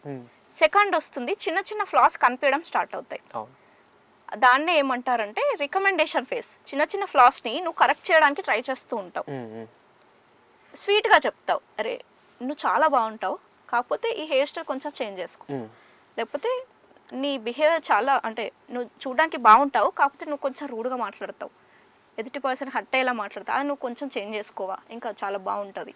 రికమెండేషన్ చేస్తూ ఉంటాం మంచిగా చెప్పడానికి. దాని తర్వాత వస్తుంది రిక్వైర్మెంట్ ఫేస్. అంటే ఈ అమ్మాయి దగ్గర ఏముంది, వాళ్ళ లోపల ఏముంది, వీళ్ళ లోపల ఏముంది, లేకపోతే ఫిజికల్ థింగ్స్ పైన కూడా ఎంత వస్తుంది, ఏం జాబ్ ఉంది, పేరెంట్స్ ఎట్లా ఉన్నారు, బ్యాక్గ్రౌండ్స్, రిక్వైర్మెంట్స్ అన్నీ. ఇవన్నీ కూడా మ్యారేజ్ టైంలో రిక్వైర్మెంట్ ఫేస్ కన్సిడర్ చేస్తారు చాలామంది. కాకపోతే ఈ లవ్ మ్యారేజ్లో ఇవన్నీ కూడా లైన్కి వస్తాయి. ఈ అరేంజ్ మ్యారేజ్ వచ్చేసరికి రిక్వైర్మెంట్ ఫేజ్ నుంచే స్టార్ట్ అవుతుంది. రిక్వైర్మెంట్ ఫేజే ఫస్ట్ అయిపోతుంది. దాని తర్వాత ఏమవుతుంది, ఈ రిక్వైర్మెంట్ ఫుల్ఫిల్ కాలేదనుకో రూడ్ ఫేజ్కి వచ్చేస్తారు. ఆ రెస్పెక్ట్ తగ్గిపోతూ ఉంటుంది. నువ్వు జాబ్ చేస్తున్నావు, సడన్గా జాబ్ పోయింది, ఇంట్లో వాళ్ళు మనీ లేకపోతే ఆబ్వియస్లీ రూడ్గా బిహేవ్ చేస్తారు. 3 పూటలు ఇంట్లో ఉండి ఏం చేస్తావు, బయటికి వెళ్ళి పని చేయి, లేకపోతే ఏదో ఒకటి అంటూ ఉంటారు రూడ్గా. కొంతమంది చేసుకోవడం కూడా అవుతాయి, చాలా మంది కొట్టేసుకుంటారు. కొంతమంది బిఫోర్ మ్యారేజ్ అయితే ఇక బ్రేకప్. ఇప్పుడైతే ఇంకా ఈజీగా డైవర్సులు కూడా చేసుకుంటున్నారు రూడ్ ఫేస్కి రాగానే. ఓకే, చాలా డైవర్సెస్ కేసెస్లు ఇక్కడే రూడ్ ఫేస్లోనే అయిపోతాయి. ఓకే, దాని తర్వాతనే వస్తుంది ఈ ఫేజెస్ ఏవైతే ఉన్నాయో, రొమాంటిక్ కానీ, రికమెండేషన్ కానీ, రిక్వైర్మెంట్ కానీ, రూడ్ ఫేస్ కానీ, ఇవన్నీ ఆర్స్ కూడా ప్రతి లైఫ్లో వస్తాయి, ప్రతి మనిషి లైఫ్లో వస్తాయి. ఓకే, యాక్సెప్ట్ చేయండి, ఖచ్చితంగా వస్తాయి. నువ్వు ఎంత మంచి పర్సన్ని ప్రేమించినా పెళ్లి చేసుకున్నా కూడా ఈ ఫేజెస్ అనేటివి కామన్. బట్ అక్కడ నెక్స్ట్ వచ్చే ఫేజ్ అయితే ఏదైతే ఉందో అక్కడే నువ్వు సక్సెస్ అవుతావా ఫెయిల్ అవుతావా నువ్వు డిసైడ్ అవుతావు. అదే వచ్చేసి రిపేర్ ఆర్ రికవరింగ్ ఫేజ్. ఈ సిచ్యువేషన్ ఇట్లా ఉంది, నువ్వు అట్లా నీ ఈగో నీకు, నా ఈగో నాకు. ఇప్పుడు మనం ఇద్దరం కలిసి ఈ రిపేరింగ్ లేకపోతే రికవర్ చేసుకొని ముందుకెళ్దామా, లేకపోతే నీ దారి నీది, నా దారి నాదా, ఇక్కడనే డిసిషన్ పెండింగ్ అనేది చాలా మ్యాటర్ అవుతాయి. ఓకే, ఎవరైతే చాలా కమిటెడ్గా ఉంటారో, ఎవరైతే చాలా కనెక్షన్లో ఉంటారో, ముందు నుంచి నేను మాట్లాడుతున్నాను ఈ బాండింగ్, ఈ కనెక్షన్ అనేది, ఎవరైతే చాలా ఆ బాండింగ్లో ఉండి నీ మీద రెస్పెక్ట్తో ఉంటారు కదా, వాళ్ళు ఖచ్చితంగా ఈ రికవరింగ్ రిపేర్ ఫేస్లోకి వచ్చేస్తారు అన్నమాట. సో ఎవరైతే లేరు, వాళ్ళ దారి ఆల్రెడీ వెతుక్కున్నారు, నా దారి ఇంకా నీ గురించి పట్టించుకోరు, ఆల్రెడీ వాళ్ళకి ఇంకో దారి దొరికినప్పుడు. సో ఈ లవ్ అనేది ఎట్లా ఉంటుందంటే ఈ ఫేజ్లో ఒక రబ్బర్ బ్యాండ్ లాగా అనమాట. ఎవరు వదిలినా ఇంకొకరికి చాలా హట్ అవుతుంది, వీళ్ళు వదిలినా వీళ్ళకి హట్ అవుతుంది. సో ప్రతి రిలేషన్లో ఎట్లా ఉంటుందని అంటే ఒక పర్సన్ చాలా టైట్గా పట్టుకోవడానికి ట్రై చేస్తాడు, బట్ ఇంకో పర్సన్ ఏదో పట్టుకున్నామా లేదా అని, అసలు ఎప్పుడు వదులుతాడా అని ట్రై చేస్తూ ఉంటారు. ఇద్దరు దాంట్లో ఈక్వల్గా ప్రేమించడం చాలా తక్కువ, బికాస్ ఆపర్చునిటీస్ అట్లా బయట దొరుకుతున్నాయి కదా. ఇప్పుడు మన పేరెంట్స్ అట్లా ఉండేవాళ్ళు కాదు, ఇద్దరు ఖచ్చితంగా స్ట్రాంగ్గా ఉంటేనే ఆ బాండింగ్ ఇప్పటివరకు ఉన్నాయి. ఏదేమైనా సరే మమ్మల్ని హట్ చేసినా సరే మేము ఎప్పటికీ కలిసే ఉంటాం. కలిసినప్పుడు ఏమవుతుంది, ఎవరు హట్ అవ్వరు. ఇప్పుడు ఏమవుతుంది, ఎవరి లైఫ్లో వాళ్ళకి వెళ్ళినప్పుడు ఎదుటి పర్సన్ ఈజీగా ఆప్షన్స్ దొరికినప్పుడు వదిలేయడానికి ట్రై చేస్తున్నాడు, అప్పుడు ఈ పర్సన్కి చాలా హర్ట్ అవుతుంది. అప్పుడే ఏమవుతుంది, వీళ్ళు కూడా సూసైడ్లు చేసుకోవడం, పిల్లల్ని కూడా విషం ఇచ్చి చంపేసి వాళ్ళు చనిపోవడము కొన్ని ఫ్యామిలీస్ చూస్తున్నాము. బికాజ్ ఆ చీటింగ్ కేసెస్ ఎక్కువ అయిపోతున్నాయి ఈ మధ్య కాలంలో. ఈ రికవరింగ్ సిస్టమ్కి రావట్లే, బికాస్ నీ మీద రెస్పెక్ట్ లేదు. ఫస్ట్ ఆఫ్ ఆల్ ఓకే, ఎందుకు కలిసి ఉండాలి ఈ పర్సన్ నాతో రెస్పెక్ట్ఫుల్గానే లేకున్నప్పుడు. సో మీరు ఒకవేళ మీ పార్ట్నర్ని ప్రేమించినా ప్రేమించకపోయినా పర్లేదు, బట్ రెస్పెక్ట్ఫుల్గా మాత్రం ఉండండి. రేపు పొద్దున మళ్ళీ కలుస్తారో కలవరో అది తర్వాత విషయం. ఎప్పుడైనా మీరు రెస్పెక్ట్ఫుల్గా ఉన్నారనుకోండి, ఆ పర్సనే వచ్చి ఎలా ఉన్నారని అడుగుతారు. లేదనుకోండి, అమ్మో వాడు వస్తున్నాడని ఈ సైడ్ నుంచి వెళ్ళిపోవడానికి ఎస్కేప్ అవుతుంటాం. ఎందుకు ఆ లైఫ్? కలిసి ఉంటారా తర్వాత విషయం. ఓకే, ప్రేమించినా ఇప్పుడు లవ్ ఉన్నా లేకపోయినా రెస్పెక్ట్ ఉంది. బట్ ఈ రికవరింగ్ సిస్టమ్ ఈ మోడ్లోకి వచ్చినప్పుడు ఆ రెస్పెక్టే మీ మధ్య మళ్ళీ లవ్ని క్రియేట్ చేయడానికి హెల్ప్ చేస్తుంది. లవ్ లేకపోయినా పర్లేదు ఇద్దరు కపుల్స్ మధ్య, బట్ రెస్పెక్ట్ మాత్రం ఖచ్చితంగా ఉండాలి. ఈ మధ్య కాలంలో అదే అయిపోతుంది. పిల్లల ముందే గొడవలు పడిపోతున్నారు. మీ నాన్న అంతే, మీ అమ్మ అంతే, ఎప్పుడు చూడు మీ నాన్న ఎప్పుడు ఫోన్ పట్టుకునే ఉంటాడు, లేకపోతే ఎప్పుడు లేటే వస్తాడని పిల్లల ముందే మీ పార్ట్నర్ని బ్లేమ్ చేస్తున్నారు. అప్పుడు పిల్లలకు కూడా ఎందుకు రెస్పెక్ట్ ఉంటుంది? వాళ్ళు ఎందుకు రెస్పెక్ట్ చేస్తారు నిన్ను? అమ్మ ఎప్పుడు ఈ చెత్త ఫుడ్డే పెడుతుంది మనకి, మనం వెళ్ళి బయట తిందాం అని అంటే మమ్మీకి ఎందుకు రెస్పెక్ట్ ఇస్తాడు? అందుకోసమే బ్యాక్ ఆన్సర్ ఇవ్వడం, వాళ్ళ ముందే తాగడం, తిరగడం, చేయడం, రూడ్గా బిహేవ్ చేయడం పేరెంట్స్ ముందే చేస్తారు వాళ్ళు. బికాస్ మీరు యాజ్ ఏ పేరెంట్స్గా, వైఫ్ అండ్ హస్బెండ్గా ఈ రిలేషన్ బాగాలేకపోతే పిల్లల పైన ఖచ్చితంగా ఇంపాక్ట్ చూపిస్తుంది. అందుకే లవ్ లేకపోయినా పర్లేదు, రెస్పెక్ట్ఫుల్గా ఉండండి ఇంట్లో. సూపర్. అండ్ ఇప్పుడు ఫైనల్ క్వశ్చన్ అండి. సో బేసిక్గా ఇప్పుడున్న ప్రెసెంట్ జనరేషన్కి లవ్ మ్యారేజ్ బెస్టా, అరేంజ్డ్ మ్యారేజ్ బెస్టా? చాలా పెద్ద క్వశ్చన్ అది. చాలా పెద్ద question. It depends on individuals అండి. ఓకే, అంటే మీ ఫైనాన్షియల్ స్టేటస్ ఏంటి, మీ ఎమోషనల్ స్టెబిలిటీ ఎలా ఉంది, ఓకే, మీ హెల్త్ కండిషన్స్ ఎలా ఉన్నాయి, ఇవన్నీ మ్యాటర్ అవుతాయి. జస్ట్ అందరూ లవ్ మ్యారేజ్ చేసుకుంటే బెస్ట్, అందరూ అరేంజ్ మ్యారేజ్ చేసుకుంటే బెస్ట్ అని ఎక్కడా లేదు. Okay, depends on individual. మీరు ఒక పర్సన్తో మంచి, ఇందాక చెప్పినట్టు ఆ కనెక్షన్ బాగుంది, మంచి అర్థం చేసుకునే కేపబిలిటీ ఉంది, నేను ఏదైనా చెప్తే వింటాడు, మీ పైన ఎప్పటికీ రెస్పెక్ట్ ఉంటుంది, నేను అలా బిహేవ్ చేస్తాను ఫ్యూచర్లో కూడా, మీ కమిట్మెంట్ కూడా చాలా ఇంపార్టెంట్ కదా. ఎప్పుడు ఎదుటి పర్సన్ నుంచి ఎక్స్పెక్టేషన్స్ చేయడం ఆపండి. ఫస్ట్ నేను ఎవరితో ఉన్నా నేను నా బెస్ట్ ఇస్తాను అని మీరు అనుకుంటే మీరు ఏది చేసుకున్నా పర్లేదు. మీ నుంచి ఎలాంటి తప్పు జరగదు అని మీరు కమిటెడ్గా ఉన్నప్పుడు ఎవరితో ఉన్నా పర్లేదు. మీరు ఏం చేస్తారో దానే రిఫ్లెక్షన్ చూపిస్తారు వాళ్ళు. సూపర్, అంతే. ఆన్సర్ దొరికిందండి. So thank you so much ma'am, thank you so much for your lovely interaction. నాకు అంటే చాలా క్వశ్చన్స్కి చాలా మందికి ఉన్న డౌట్స్ అయితే ఇక్కడ క్లియర్ అయిపోయినాయని నేను అనుకుంటున్నాను. సో ఇలాంటివి ఇంకా మీరు చెప్పి మా అందరిని మోటివేట్ చేయాలని చెప్పి, చాలా మంది పేరెంట్స్ని మోటివేట్ చేయాలని కోరుకుంటున్నాను. ఇక్కడ ఒక చిన్న కరెక్షన్, మోటివేషన్ కాదు ఇది, it's a realization. Okay okay, realization part. Okay okay, thank you so much ma'am. Thank you so much. Yeah, so guys చూసారు కదా, ఇది interesting chit chat with parenting coach Soujanya garu. So మరొక ఇంట్రెస్టింగ్ చిట్ చాట్తో మీ ముందు ఉంటాను. Your Sanjay signing off. Please do like, share and subscribe to Jaitra entertainments.